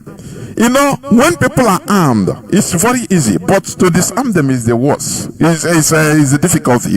You can't disarm people easily. That is why they know that a situation like this will happen. And now Israel is given condition that before they look at, see what they are giving example. Say, okay, we delivered Gaza to Palestine for peace to reign, but what do they give us? Terrorism. They give us extremism. The Hamas rose up, but they are the people, the government of Israel sponsored them in order to fail, so that they will use it as an excuse in order to continue maintaining their grip. This is what part of what Goodluck Jonathan said, that the issue of Boko Haram is more complicated than you can think. than you can fathom, than you can conjecture. This is world politics. You would think that they give you that thing you want, but they poison it and give it to you. They poison it and give it to you as a time bomb waiting to explode. Now Israel is given condition that before they leave Gaza now, it must be under occupation until Hamas disarms. Do you think it's easy? Do you see?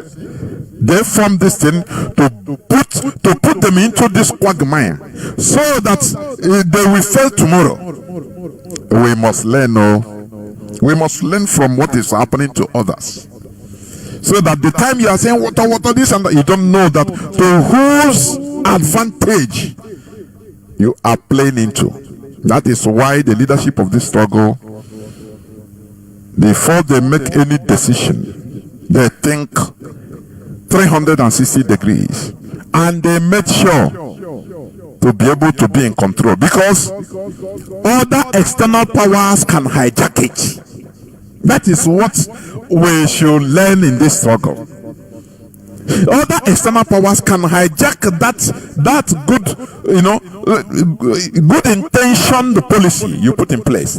Now they hijack it, compromise it in order to use it against you. Don't you see the sit at home?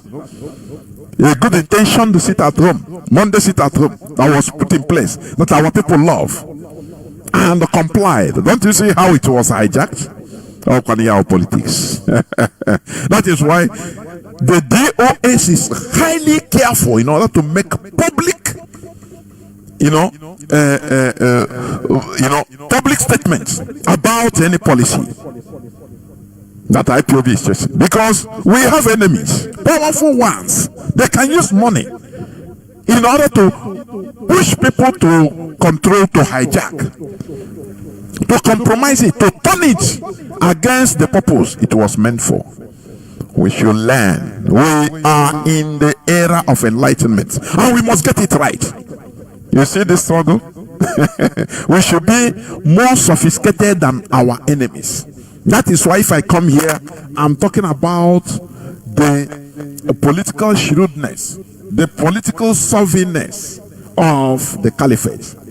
I am not doing it to praise them only, but I am doing it so that we will learn and become more savvy than them.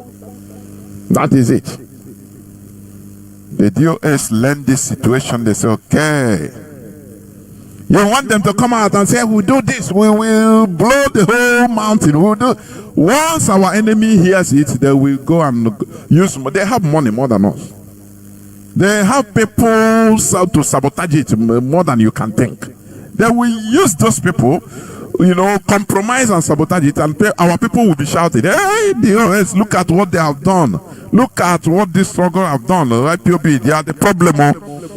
We have enemies. That is why we are highly cautious. IPOB is highly cautious because we learn from history and from what is happening to others. Are you getting me? That is it. So let me continue speaking. Please, playing this voice. Please go on listening. Like Bishop mentioned the 82 and 83, when we have the Mazi religious crisis in this country. From the research, the Mazi religious crisis, when some of them were arrested and analyzed and interviewed, they came from parts of the Sahel area within Nigeria and outside Nigeria, where we had major droughts within that period, and the river pest disease that wiped out so many cattle, and so many young people from these areas migrated to the cities, Maiduguri and others, and they had no skills and nothing to do, and they were able to be recruited and cause havoc. So luckily, it was a military government then, so when the military intervened, they were able to bring it down because there was a clear reason, a reason of young people who were looking for survival. but he had no skills, and so on and so forth. So if you put all these things together, you begin to say, this Boko Haram, why is it that from 2009 till date, we've not been able to resolve the crisis of Boko Haram? From 2009 till date, the issue of Boko Haram still remains unresolved because there are many external players involved. The Biafran war lasted only for 3 years and Biafra was defeated. Yes. But Boko Haram 2009 till today is how many years? 2010 till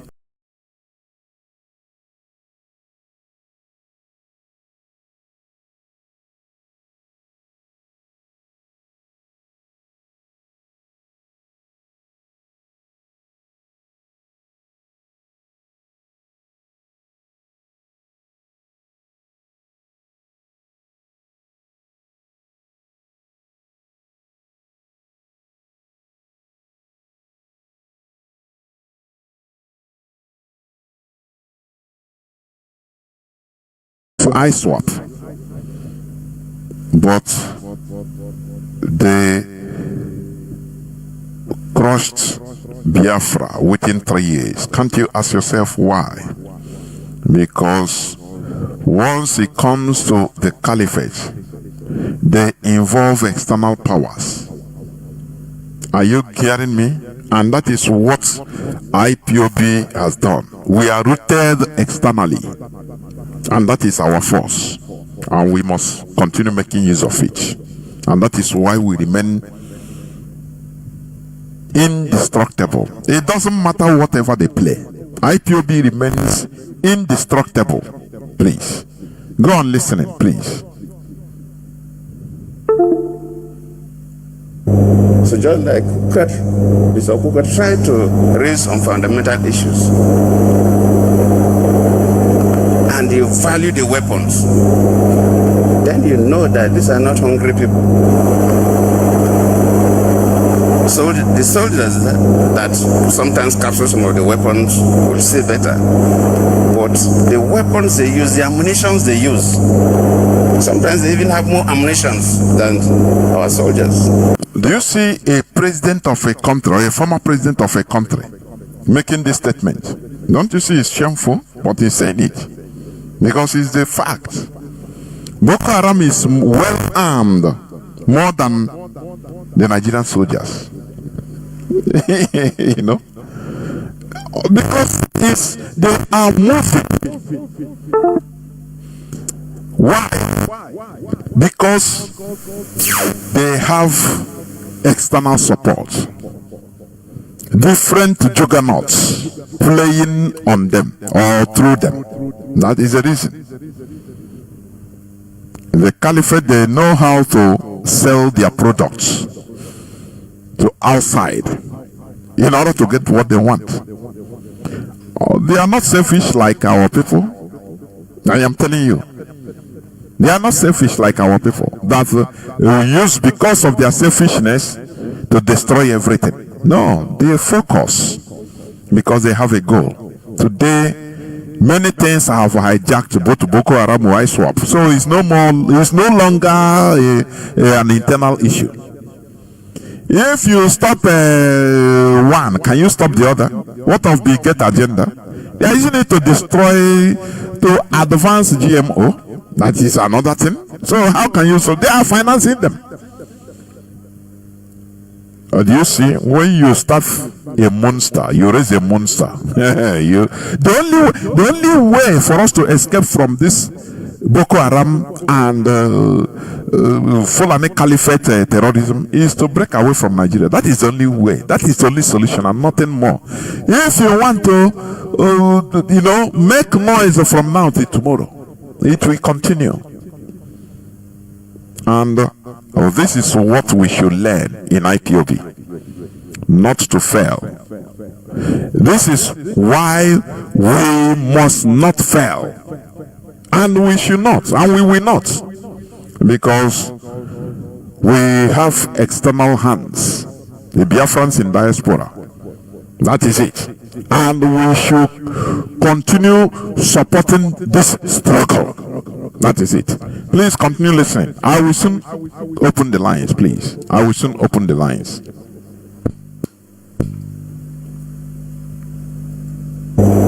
So does it show that they are hungry people? And where are these guns, sophisticated weapons coming from? And we begin to see that the external hands are also involved, especially when I was president. So it's a bit complex. And it's not a matter of a single story. But I believe as a nation, we have to look at the concept of Boko Haram and approach it differently from our conventional approach. I believe one day we'll get over it. So once again, let me... I'm not going to get over it. As a politician, he knows. The only way is balkanize Nigeria. That is the only way to get away from it. So that they will continue. Don't you see, even South Sudan, as they get out from Sudan, they continue killing themselves. Don't you see that? That is how they are. They ran out of South Sudanese to kill. Now they continue killing themselves. That is how these people are. So the only way is to get out to balkanize Nigeria. Otherwise, this thing will continue. Boko Haram will continue. ISWAP will continue to that cannot come because of external hands. Continue listening. Thank General Irabo for this, because I always appreciate people who clearly document events, so that maybe sometimes when we write our own, we'll borrow from your documentation. And I believe that all the military officers who were involved in this Boko Haram saga should be able to give us information about what the Boko Haram stood for. If it is only about hunger, because we try different options, I don't need to give a sermon. It will look as if I'm trying to defend my own government. That will come up later when we will document, we write our books. But I believe we took different options, set different committees. We tried our best within that 5 years that I was there. I believe late Buhari too must have tried his best, because one of the committees we set up then, the Boko Haram nominated Buhari to lead their team to negotiate with government. Do you hear him? Do you hear him? That's a very great revelation this man made. But Nigerians are dead body now, dead people. Dead bodies. They cannot do anything. This former president said that the person that took over from him, the person, President Buhari, that took over from him, was a member of Boko Haram. He didn't say they told me, no. He said one of the committees they formed to negotiate with Boko Haram. Boko Haram nominated during his time as a president. Boko Haram nominated Buhari to represent them. You know, this thing we used to say it, but he confirms it for you to know that whatever we preach here on Radio Biafra is gospel. It's fact and figures. A Boko Haram member ruled Nigeria for 8 good years, and Nigerians thought that things will be better. Oh, it's very far. Sometimes Nigerians make me laugh. It's good what is happening to everybody until Nigerians becomes conscientious. They become conscious. This man said it. If it is a country, do you know what? Do you know the same people that worked with Buhari? They are still in government with a Boko Haram member, and they are talking about Boko Haram. Oh, ISIS. Oh, they are killing Nigeria. And this calls for, if you are a Biafran that you are entering into Nigerian military, oh, sorry for you. You are a cannon fodder. They will send you to the grinder. There is nothing you can do. They will send you to your death. You won't pay. Once they kill you will not even know. You know, when you die, you will not know that you have died. Only you put your people in problem. You see, they are crying for, hey, Boko Haram is killing. Oh, Fulani has, but their patron is there as the president. What are you going to say about it? This is a former president. He said the committee he formed to secretly negotiate with Boko Haram. Boko Haram sent, okay, where is Boko Haram nominated Buhari in order to come to represent Boko Haram, to negotiate for Boko Haram. And Nigerians, I never know. Hey, sometimes you say, came now, self. I for come out even before common era BC. Maybe during the time of the Kemet Empire. Finished by now, I would have been part of crude oil. I'm telling you, as organic matter. Because when you look at what is happening in that part of the world, you become marveled. Boko Haram, but he was a Boko Haram member. But people don't care. Look at Peter Obi. Anywhere Peter Obi goes to campaign, they will go, I remember 5 years. I don't know. But they see Buhari rode you for 80 good years. He's a Boko Haram member. He is their patron. What do you do? Oh, no. Instead of Igbo man to be liberated or to progress, let Fulani be killing everybody. I think under Mazi Jonathan Chinedu's platform, I saw one tweet somebody made, a Nigerian, that yes, Fulani is killing everybody, but it's better than the Igbos being on top. And you look at that God-forsaken place, that it will be better. Are you telling me what type of human beings are these? This man is making the revelation. But the issue is, why? Ask yourself, why didn't he say it even during his 2015 campaign? He cannot. He don't have the balls now. He's afraid of his life. If you open up that from him, that now you see. Boko Haram is Buhari you want to put as president. He's a member of Boko Haram because he's after all they will document, even record the speech made by that in that negotiation. He would have used it against him to see whether to wake Nigerians, but lo and behold, everybody was against him, even his own people, even his so-called Christians. Instead of Igbo man to be there, instead of a Biafran to be there, Yoruba, they said no. The whole pastors, they rally around. Even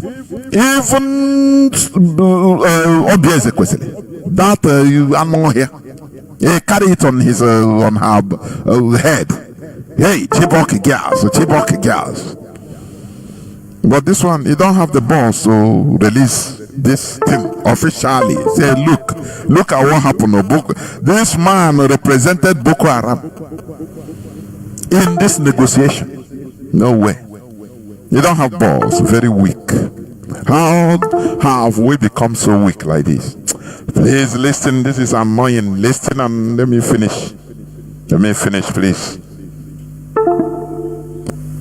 So I was feeling that, if they nominated Buhari to represent them and have a discussions with the government committee, then when Buhari took over, it would have been an easy way to negotiate with them and they would have handed over their guns, but it was still there till today.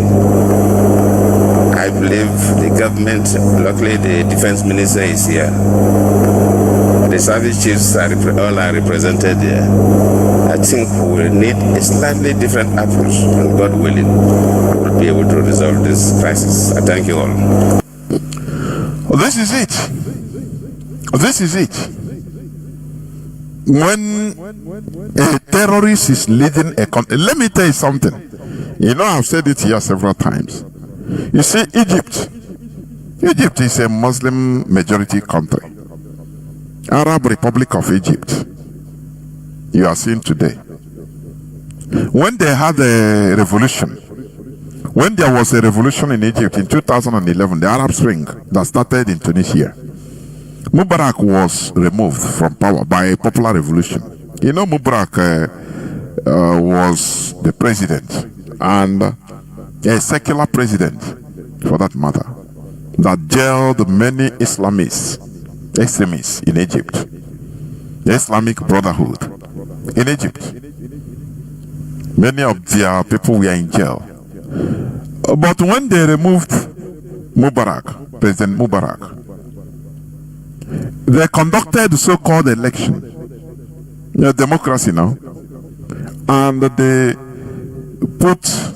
voted for Islamic Brotherhood leader. I think Musa, what is his name? The former president, the one that died in jail. Something Mus. Why is this thing going out of my brain? But let me continue. Now, the man came to power through the ballot boxes in Egypt, not knowing that he is a complete, Islamic terrorist.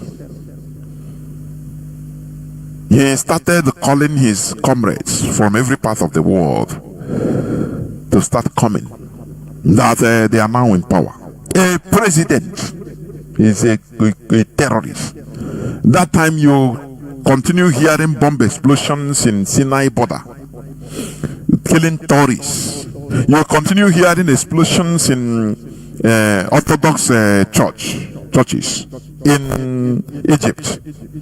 Because, for your information, Egypt has the highest concentration of Arab Christians in the whole of Middle East. It's Egypt. They continue killing them. Now,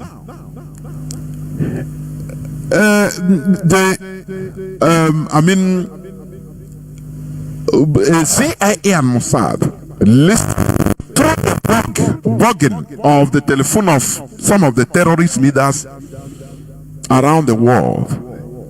They heard the voice of the president calling on them, my brothers, come,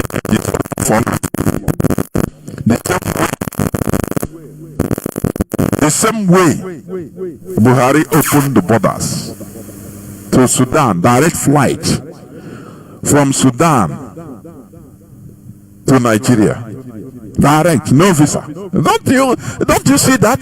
But Nigerians can't do nothing. How can Nigerians do nothing? When I talk about Nigeria, I talk about southern Nigerians, or the indigenous people in Nigeria, where they are programmed to watch and hate Igbos.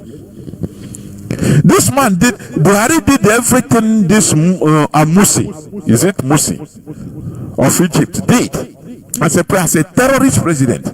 But do you know what? Despite that, for you to see a country that wants survival, despite their Muslim majorities, when the bugged phone call of their president to terrorists in different parts of the world, they brought the bugged phone, because they were not bugging the Egyptian president, but they were bugging the voice of all those terrorists, men terrorists in different parts of the world. The Secret Service, Mossad, the CIA took the voice and sent to Egyptian military hierarchy. Say, look, this is the voice of your president. This is your president calling on his fellow Muslim fundamentalists to come to Egypt. That they now have. It is now their time to kill those that are not extremists like them. The Egyptian military hierarchy was shocked. They checked the whole thing and they saw that it is factual, it is truth. That is when they come up. After even, is it less than 1 year of this man being in office? They gave the man the ultimatum to either resign or to hold the fresh election. The man started invoking democracy. I'm elected in the office, so you have no right. People choose me. So the military, he was thinking that they are joking. Immediately they took over power. They started arising people to protest. From there they took over power, military power. From there, he thought that they are joking. They put him in jail. Say you're a terrorist. This is a country. That is, do you see the reason why? Go to Egypt. You see many Nigerians there, even in jail. Egypt, you are quoting in Bible. Egypt, you see today, you cannot see them tomorrow. This is a country that is progressing. But in your own, Buhari was there as a terrorist, doing anything he can. He wants, bringing his people, his terrorists everywhere, putting them in position, outside terrorists, flooding Nigeria with a Fulani terrorists. And they are killing you. You are lamenting. Hey, you are killing us. You are calling on the government of Buhari to save us. The people that are killing you, you want them to save you. Foolish Nigerians, I call them. They program you to hate Igbos. Oh, Igbos said, no, the ITB, yeah, Biafra. The Nigerians never see. They never see. So, what am I saying in conclusion? That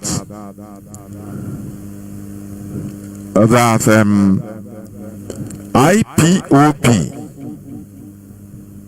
is indestructible, not like Masop or what do you call it, Niger Delta militants, because IPOB has external hands. The uproot of IPOB is externally built, so you cannot uproot it. That is why it is indestructible, and we must continue. That is it. This is where I'm going to stop. We go into a few minutes break, so that when I come back, I will open the lines. Please do not go away. I'll be right back. Do not go away. But let me first appreciate the man. White is white, black is black. Thank you. You're a gift to this country. And the title of the book is quite interesting. Scars and the Boko Haram Conundrum. It is interesting because, when I was in office, and one of the major scars on my government, and will be on my face, and like Bishop Hook said, no plastic or cosmetic surgeon can remove it. It's the issue of the Chibok girls.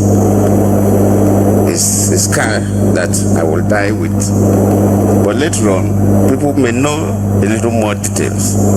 And that's also to do with the Boko Haram. What do they really want? Of course, our chairman raised the issue when interviewed some of them, and they gave him some perspective.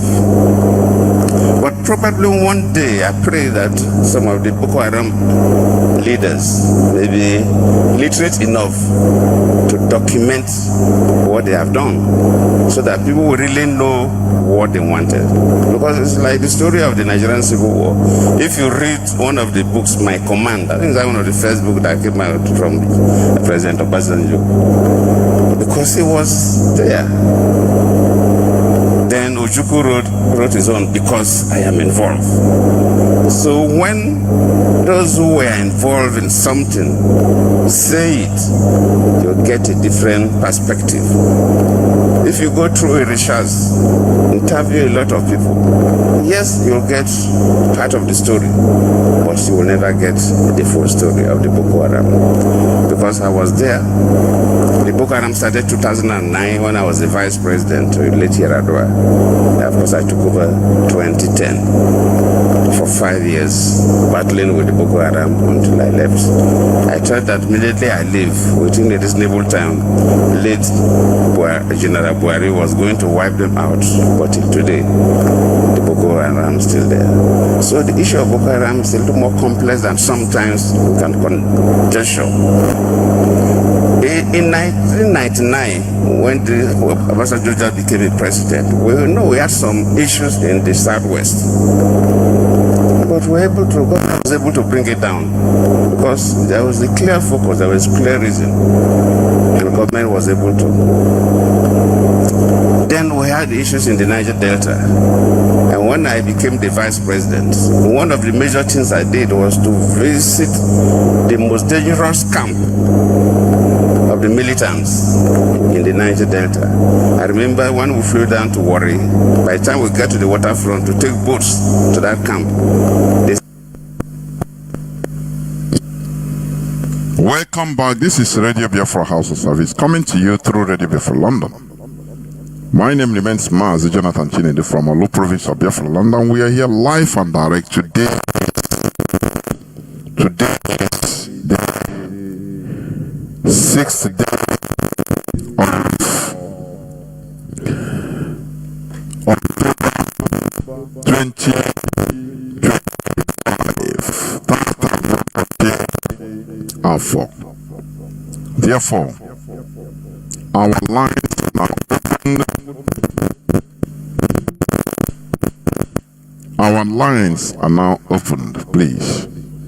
And our WhatsApp and Signal lines remains +61 405 142 547. I repeat, +61 405 142 547. You can call us and give us your view on this issue, please, because here is our rallying point, please. We learn from each other because nobody has a monopoly of knowledge. This is our discussion point, please. Therefore, as I said, let me repeat again, our WhatsApp and Signal line remains the same. +61 405 142 547. Let me say it again. +61 405 142 547. Please call us and give us your view, because we must continue. Oh, this is it. We must continue. I have a caller on WhatsApp. Caller on WhatsApp. Can you hear me, please? You are the first caller. Mazi. There we go. Welcome to the program. Hello. Mazi, please go on. Mazi, caller on WhatsApp, please go on. Go on. Oh, John Cruz Neku. There we go. Yeah, I know now. I was listening to what your submission this night about the book of Jonathan and your submission. Let me just make a quick contribution based on what you have said about the issue of our quest and the freedom of our leader. So I want the leadership, if they are listening, to listen to me. You see, all these things these politicians are just saying, we are into negotiation about the release of Mazi Jonathan Chinedu. this and that. Oti, Benjamin, Carl, I want you to list. I want the leadership to know. The fact they are just pampering us. They don't want us to react so that they will be doing what they are doing. Just take a look at what you said. These people, they use Jonathan to deceive the Niger Delta people, and now they forget about what they are asking for. So, the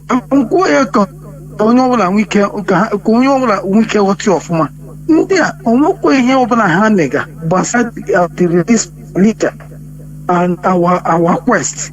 What they want is for them to die, this issue of Biafra to die a natural death.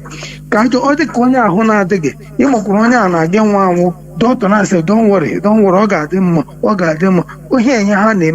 are just pampering us. They don't want the leadership to react, to take any drastic decision that will lead to the release of our leader and also for us to achieve what we want. Mazi, Mazi, can you hear me? Concerning this issue, they should go ahead. Let them not listen to any political. Mazi, can you hear me? Let me say something before you continue. Can you hear me? Just hold on 1 second. If Jonathan, he should even be ashamed of being instrumental to quell, to stop the righteous agitation of his people. I am telling you. That is why I say our people, we are not politically wise. He was listen. I will allow you. Don't worry. You see Buhari. You see what he said about Buhari. He said, I was thinking that as long as Buhari is one of the members of the Boko Haram, so once he entered power, he would have stopped everything. These people are they are wiser than us. He will go there, he will send message to them, say, continue what you people are doing. Continue. But our people, they will use, our people they are politically backwards. Jonathan would have even went and push more fire. Tell them, don't mind me.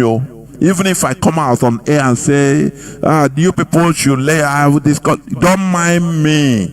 Continue what you are doing. He will be financing them, lobbying for finance. Say, you are fighting a righteous fight. Continue. Me being in this power, I will not be here forever. That is why, when I look at our people, I said, no, they are. Mazi, please go on. Yeah, Mazi say, I because very ogaba. So why I'm saying this, let the leadership listen, let them listen. Let them not listen to any politician, either from Biafra land or anywhere. Any decision they want to make, let them go ahead.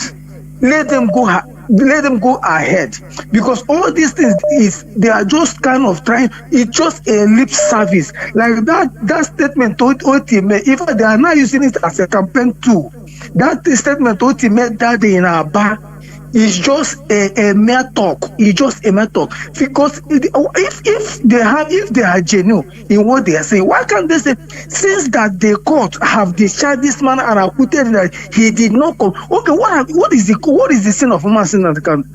He was telling them, look at what I want. Provide this thing. And all those things he have talked about, none of them have looked at. Okay, look at what that idiot would call Benjamin can. In fact, that guy, his life detests me so much.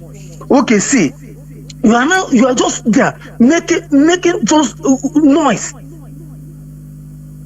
All the issues that these guys you can just say these people they cause our cause. They have not even look into it. They are just lip service. So let the leadership not listen to anything they are saying. Any decision they want to make, the Biafrans are going to stand behind them. Because that's the reason why none of them are just talking about that this man has been discharged and acquitted. We are not begging them. You did not find anything against this man. Why not leave him? They are only there because of their selfish interest. If Jonathan don't have selfish interest, he couldn't have allowed those things to happen. Now, that place, even Ogoni, they are still backward, and the people are still suffering. They only enrich the look at Teketom now. He's now the king.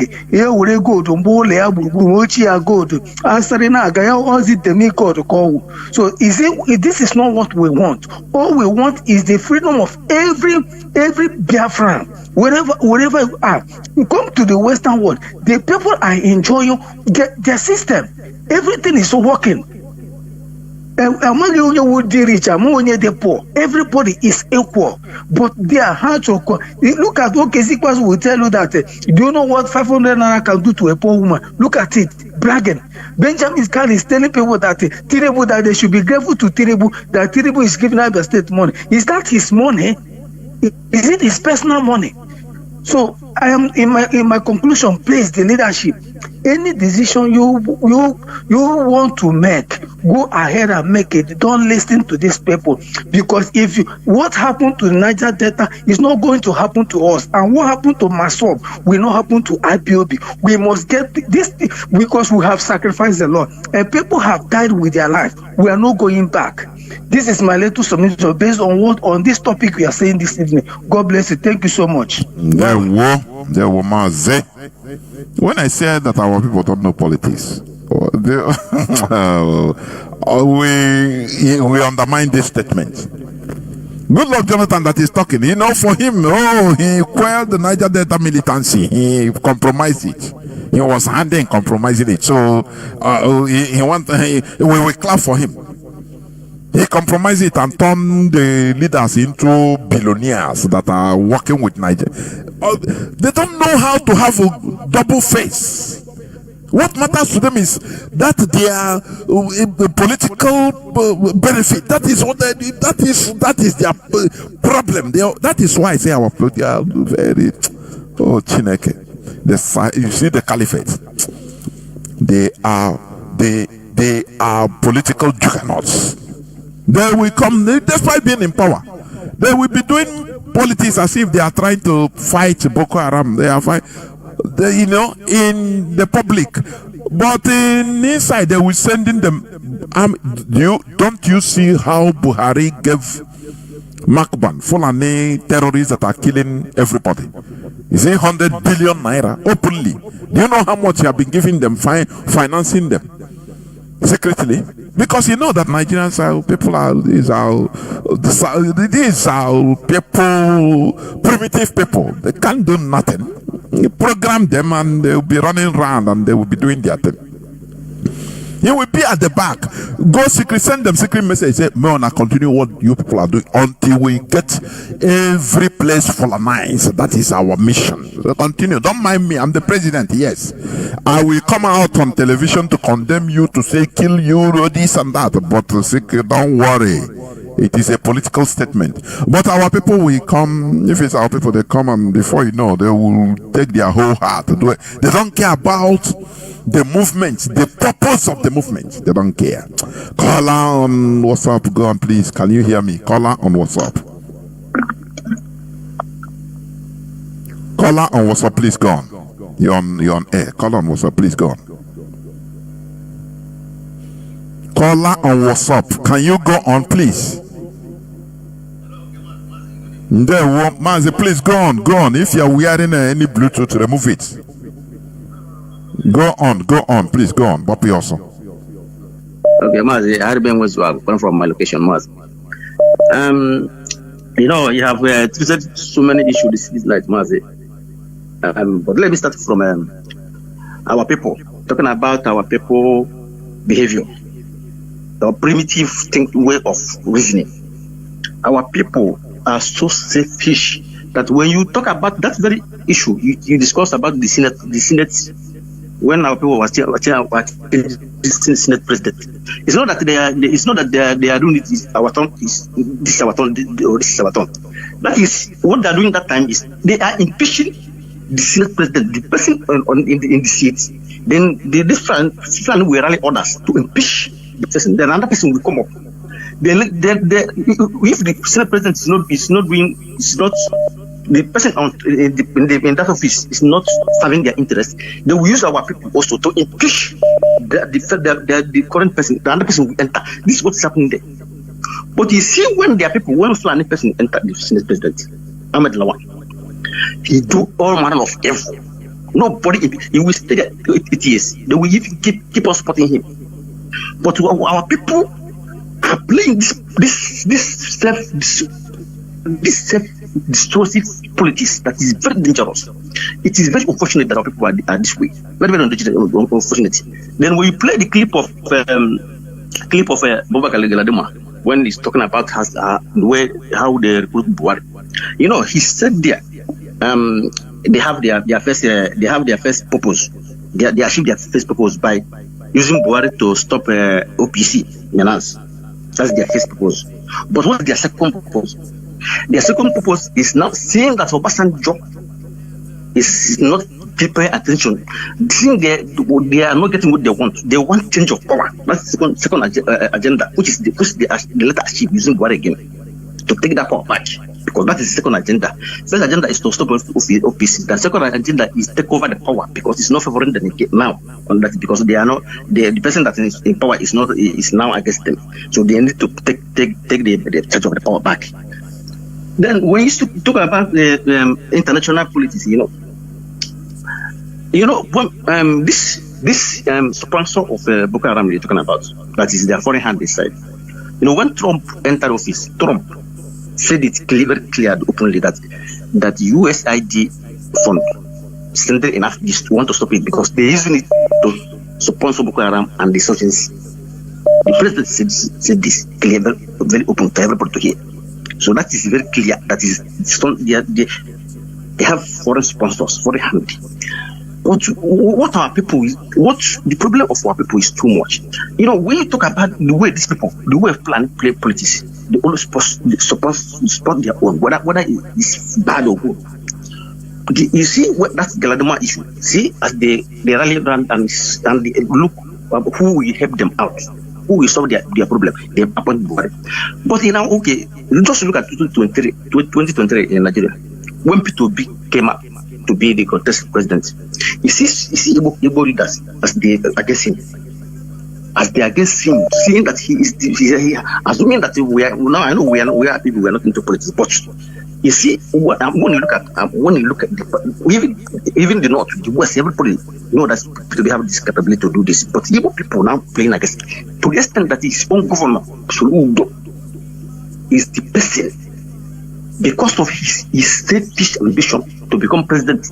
Because if to become that president now, then he will now that means his own ambition will be jeopardized. So because of this, he must distribute P2B for him because he has targets that when they have to finish another governor, he will not go for presidency. Because of this, P2B must damage P2B reputation. Just our people are behind the politics. What we are doing, we are not playing politics.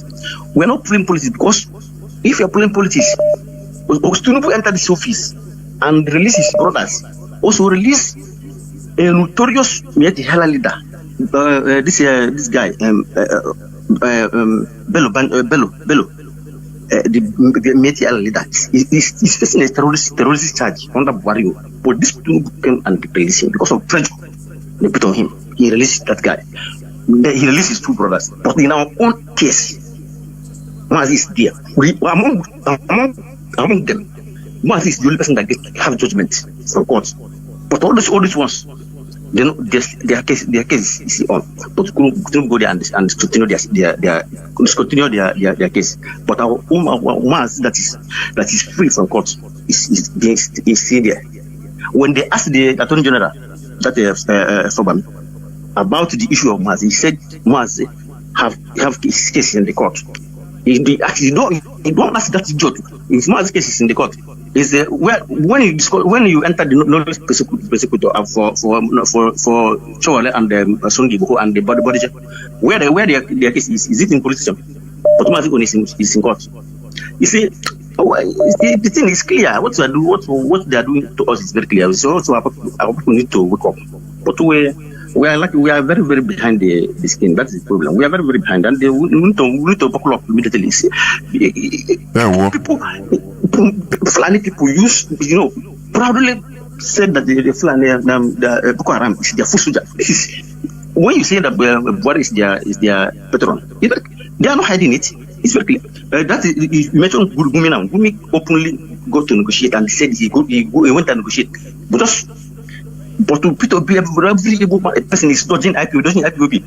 When OPC is in action, all the Yoruba rally around OPC, and they use that OPC to go what they want and make Obasanjo the president of Nigeria. But instead of giving them once, give Igbo leaders, you give them an idea before that even if they assuming they rally around IPOB, all these things they are looking for, they will get it. Because now people will not fear. People fear. Nigeria will fear. But they are dissociating themselves from IPOB, which is the IPOB supposed to be the strength they will use to climb. But instead of them to embrace IPOB, really around IPOB, no, they are running. Everybody is keeping away from IPOB. Everybody is running away because. Thank you very much. Send Igbo again. Igbo leaders still use their hands to go and prescribe IPOB in Nigeria. That prescription. It is that very prescription is not legal, which everybody that has sense is supposed to know that IPOB is a terrorist group. So why do you now run away? Thank you. Thank you very much. Mazi, please. We need to also understand what once I'm telling you thank you, you round up. I don't know. So that others will speak. Caller on signal. Can you hear me? Caller on signal. Can you hear me? Please go on. Caller on signal. Can you hear me? In Anuhemne Kumazi Fani. Go on, please. I hope I'm coming out. Go on. You are. Yeah. Mazi Jonathan. Sorry. Mazi, go on, please. Go on. All right. Once again, my name is Mazi Fani. Calling from this location. Jonathan, God bless you for your good work. You have said it all. Mazi, thank you for giving our leader the idea of establishing or initiating leadership to this struggle. Mazi, what you said is true. And even that this movement is just based on locally. Mazi, also Akagweba. Thank you, who give our leader the idea. We now have at least our people outside the all over the world, being engaged in this great movement, and that is why with Fulani they are crying. You see how they use good luck to frustrate this Niger Delta militants, whatever they call their name. Also, see how also they use their border Buhari to cripple APC under OPC for Yoruba people, and also use Tinubu to frustrate our Moteku, and that is why Yorubas are Fulani want to take over their land. Not only that, Ilori or Kwara, they will take all over the Yoruba land, because that agreement, they have already signed agreement, and that is why people can never do anything, and they can never stop them, because it has already do otherwise, which means they will also poison him, they will kill him, and that is why our brother P2B never want to get sense. He never want to get sense, because we have come to stay, and we can never allow anything to bring us down or draw us back to this request or this quest of freedom. We can never allow them, and that is why I thank Chukwu for giving our people the what it takes and all over the world for this struggle to move on. Mazi Jonathan, thank you. I'm on the way, going home. Going out from here. May God bless you. And you too. Thank you, Mazi. There we Mazi. There we. Caller, what's up? Can you hear me? Caller, what's up? Can you hear me? Caller, what's up? Please go on. Can you hear me? Good evening, Mazi. There we Mazi. My name remains Mazi H.E.K. Hillary. Let me leave my surname. Mazi, first of all, let me start thanking all the radio presenters we have, starting from you, Mazi Jonathan, Wachineke, Biafran Child, Mazi I. Peters, Mazi Aruzi. Mazi, I want to say something before I now move to your topic of today. Mazi, please permit me. Please, all Biafrans, I want you to have this thing in mind and always pray for our leader, Mazi Nnamdi Kanu. We are facing what we call dark force. Mazi, please, nobody say this thing. This is dream I saw. And please, let me start. Mazi, do you know this last court case we have? It should be the last court case of our leader, Mazi Nnamdi Kanu. But these people want to put our leader under condition, but our leader said no, that over his dead body, he can never denounce Biafra. And Biafra or nothing. Do you know these people promise our leader everything, that if he denounced Biafra, that he will be released. This last court date, I'm telling you what I saw in dream, nobody told me. Then our leader told them never over his dead body for him to denounce Biafra. These people also cook a lie for our leader, told our leader, do you know that your DOS, all of them, they have abandoned you, they have do this. Our leader now respond to them, but DOS I built, I know them, and I know what they can do. Mazi, let me come to what I want to say in your topic of today. Mazi, you see this Nigeria you are seeing, the problem of Nigeria is not a problem, but for them, it is a problem to them, is IPOB. And these people, you see this era we are, they believe, even the white people. Do you know the reason why they extend Nigeria 100 years? Because they believe before by that 100 years, nobody will be talking about anything like IPOB. You can remember the last time they said that Igbo language has gone into extinct. Mazi, do you remember? They said Igbo language. Hello, Mazi. Yeah, they said Igbo language will go into extinction in the next 75 years. I think from either 2005 or what, something like that. Go on, Mazi, go on. Well, this thing is a well-planned something, but may God have it. God now raised another prophet called Mazi Nnamdi Kanu. Mazi, you see this thing you are seeing, it's not a joke. This is a well political plan and movement. You see all this thing Israel is doing in Gaza is similar to what we are passing through. The next thing, let me tell you, Mazi, if these people destroy this IPOB, they will face Igbos direct. This thing that is happening in Blonu, it will start happening in Enugu. Everywhere, everyone, everybody will be on one. Every attack, terrorism attack everywhere. But Mazi, what I'm begging DOS, I'm begging them with the name of God, and God will give them knowledge, wisdom. All of you, the member of DOS, Mazi, these people, they are fighting day and night to destroy DOS. Because what I saw, this thing I said to you, go and make sure you record this thing. Mazi Nnamdi Kanu will say this thing. You will say that a person called in this radio and said this thing. Mazi, these people think they have destroyed IPOB, and they prepared all manner of lies to our leader. Mazi Nnamdi Kanu respond to them. For US I built, they can never compromise. That is why you see this case as joined. They are still meeting our leader up to today, telling him, accept this offer so that they will release you. Mazi told them, it's better I'm here than to accept this kind of cage offer. So all Biafran, please let put our leader in prayer. Then Mazi, please let our US, I know them and I know what they are doing, let them continue planning step ahead of night.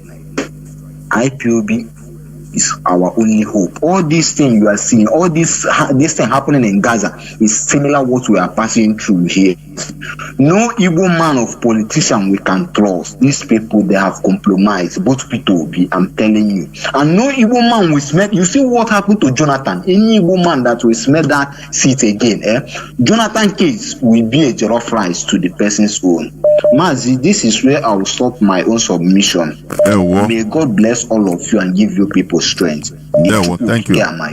Thank you very much. Thank you. Caller on signal. Let me see. Caller on signal. Can you hear me? No, he has dropped. Caller on WhatsApp. Mazi Scavenger. Caller on WhatsApp. Can you hear me? Mazi Scavenger. Please go on. Thank you for taking my call. There were. Speaking to a brother Buzemuro the Scavenger. I'm calling from Africa Sud, South Africa. I greet my leader Mazi Nnamdi Kanu, a prisoner of conscience, who set up this Radio Biafra, a citadel of knowledge and spirituality to educate us. And that is what we are doing, Professor Jonathan. We are maintaining your blessing. Professor Jonathan, you know, every day you have been telling us that these Fulanis are very, very smart than us, we're the Biafrans. That these Fulanis are very, very articulative. They know what is politics more than us, and that is true. There is no anybody who can doubt about what we are saying. And today we have been understanding it detail by detail to know exactly. Even by their words, you can understand the type of English they use. These are the people we thought that they are not educated. These are people we thought that they are Fulanis, they sleep with cows and all those things. But when you watch their English, you see their English that when they speak English, you don't know where to stand on the English that they speak when they are talking. For example, our misguided brothers. That is what the Buhari said about the Boko Haram and the terrorists in the north. He said that they are misguided brothers, misguided son. So if you are a professor like Ichina Achebe or a professor like Wole Soyinkan or all these professors in Biafra land, you will be thinking, your mind, you will be very, very concerned. You will be saying, what is this man talking? Is he supporting these terrorists or is he against them? But his words, if you look into it, you know where he stands. He said they are his misguided brothers. He didn't say they are terrorists. He didn't say they are murderers. He didn't say they are rapists. He didn't say they are using them for a conquest. He said they are misguided brothers. And the other one said that they are their foot soldiers. So how are you going to destroy your foot soldiers? Your foot soldiers can defend you for any trouble, for any danger. So how can you do anything against them? Professor Jonathan, you know, in Nigeria, you talk about how the Fulanis have taken over the southern Zaria, like Zaria or all this area in north in Kaduna, where the southern Zarias are, the Christians are there. You know, these people, when there is an election coming, on the day of election, a Fulani man don't drink Fulani fufu, or this, sorry, there is a brukutu. He don't drink brukutu. But on that day of the election, he will make brukutu cheap. They will distribute money to the Southern Zaria people.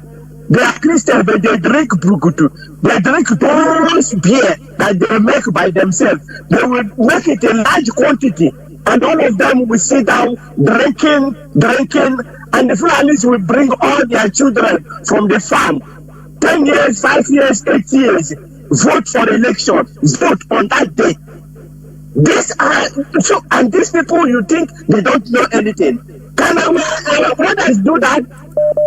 Our brothers can even tell you, oh, you are a Christian, you say you don't drink beer. I'm not even going to give you beer that day, because if you drink beer, you're going to come and make noise in there. But for them, they are using that book that day to achieve their object.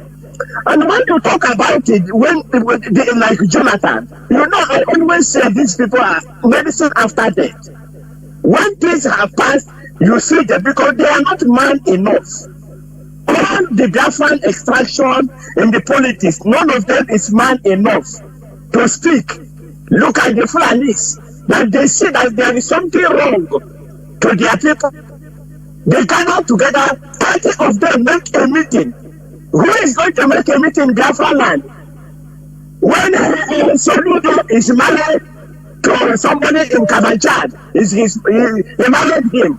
Then maybe we go to Kano, because he's married also to another emir of Sokoto in the Kano. The emir of Sokoto will just bring all nonsense women to cook for him. You will see Obi sleeping on the floor, eating rice cooked by Fulanis, by an evangelist. He don't know who cook the rice. He just come, sit down.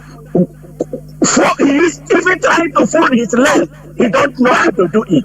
These are what the Biafrans do. This is what they do. Look at what Soludo went to America to say. He wanted them to castigate his people, to exonerate the Fulanis, which shows that they are not the one doing anything that are doing in Biafra land. It is the Biafra people who are doing it. Professor Jonathan, I think your time, because we have a lot to say. Are you starting on where Obi?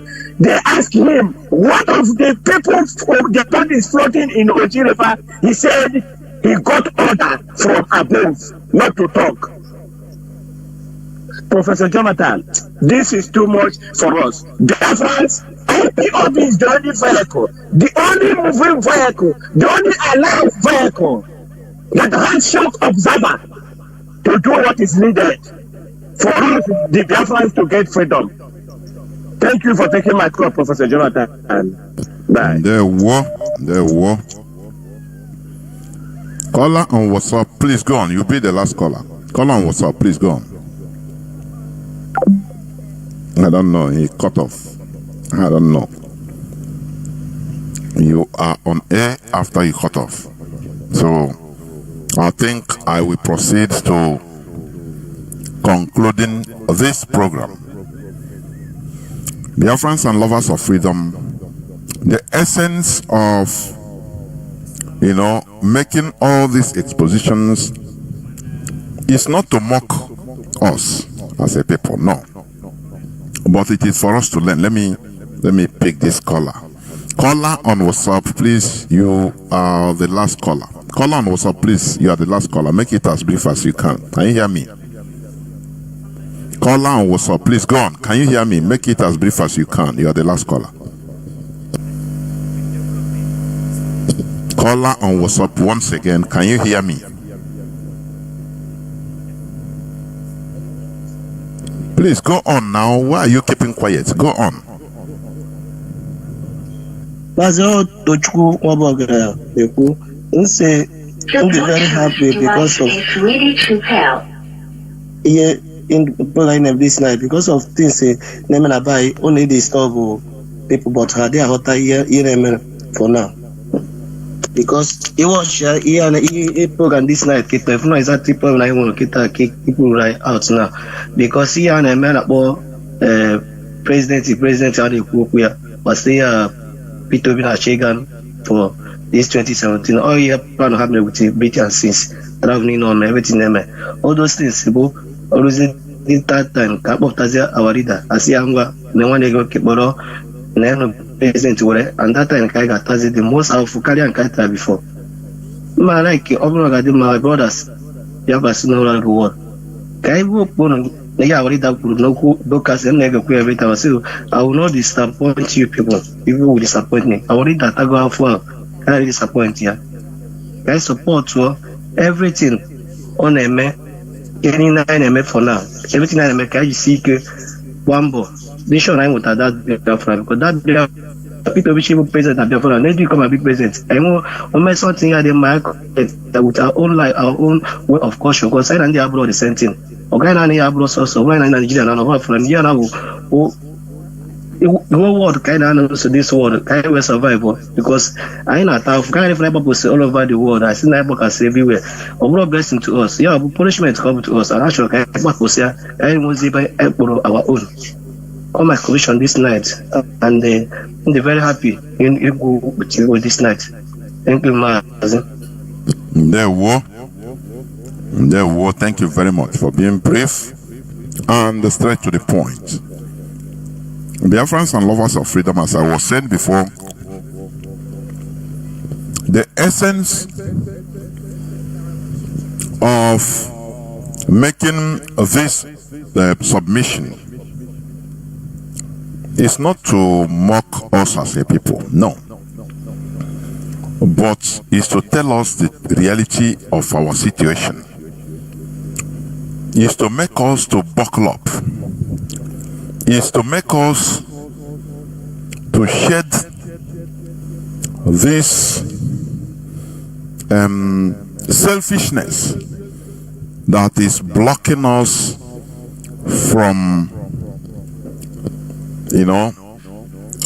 seeing the reality that is facing us as a people. This is it. The difference, as I used to say, is that the Fulani Caliphate, they are always concentrated on their collective interest because they know that their collectivity is more bigger than their individuality. That is why, look at during Jonathan period as a president. The Fulani, both the one in his party, PDP, and those in APC and others, they work against him. They made this type of thing. How do you describe them? You that because of the political party you are, you can kill your brother, but they themselves, they are there just, what matters to them is their collective interest. They don't care. Those that are in the ruling party, they are as spies for all of them. Can you do that? Only one negi because of political party. Are you not stupid? How can you compare these two set of people? That is what it means. Good luck, Jonathan is handy in destroying or compromising the struggle of our people, the Niger Delta. But he's now shouting, oh, Boko Haram is still there, they are complex. Why not make your own people's struggle to be complex? That is it. No, you can't. You want to be praised as the person that brought, No, check their collectivity. I mean, the collective struggle. Analyze it and know, okay, this thing will benefit us. It's not only about my being president for 4 years. He is gone as a president. Isn't it? Hasn't he gone? Now, anything he's talking as ex-president. But had it been the struggle continued, it will benefit the whole region. Do you see the difference? Do you now see the difference? That's why I say our people don't know politics. If our people know politics, before God and man, these politicians, Biafran politicians, will be sponsoring IPOB secretly. They will be coming on national television, making threats, talking anything, but internally they will be sending secret messages, say, don't mind us, don't worry. We're there with you now. Mona be a hope of everybody. Mona continue. Mona no stop. This is how they are doing Boko Haram and this fallen headsmen. That is what is giving them power. They are sponsoring them, giving them power in order to continue to do what they are doing, because they know that what they are doing, it is they are all inside, both the politicians. Do you see that? How do you describe these people then? Instead, our own way, we want to massacre everybody. You know that I will become a governor. Soludo went to America, talk against his people so that he will get a second term. He want to clear his own people. So he will tell you now, now only you can stay in this world or in your community. I have said this before. If you just come out one morning in your street and you don't see anybody, are you going to last for 24 hours? You don't see your neighbors, you don't see anybody. The cars are there, food, the stores are open. You enter this one, you don't see anybody. The whole street, everywhere, nobody, no single body. Cars are there, keys there, everything is all there. Food are there, but you didn't see anybody. You will die of heart attack within 24 hours. For you to understand that we need our community. That is it. So we should learn from our detractors. We should learn politics, how to play it for our own survival, our collective survival, not individual survival. Because individual survival comes from our collective survival. That is true. Our individual survival comes from our collective survival. Because without we, there will be nothing like me. We covers me. Do you hear what I'm saying? We covers me. This is something we should understand. Therefore, if you have not supported this IPOB, this struggle, please do so. It doesn't matter whether you are not a registered member. Do so. Make contacts. That is how wise people behaves. Because what is coming as an individual will be crushed, but with us being in a bunch, we can survive anything. IPOB is here and indestructible because there is external hand, and the other external hand is Biafrans in diaspora. That is it. That is it. That is it. So we must continue. Biafra remains our ideology. Biafra remains who we are. Biafra remains our religion. We must continue to making sure that this struggle continues until our goal is achieved. Remember that on Saturday, although there is still time to advertise it, Mazi Jonathan will be coming on air on the 11th in order to address Biafrans. On Saturday being 11th. But on Wednesday, I will be here with Mazi Cheka Austin, that is after tomorrow, being the 8th of October 2025. Please, our program known as Viewpoint, we are going to discuss international geopolitics. You see what is happening around the world and how it concerns us, because we are in a global village. Thank you for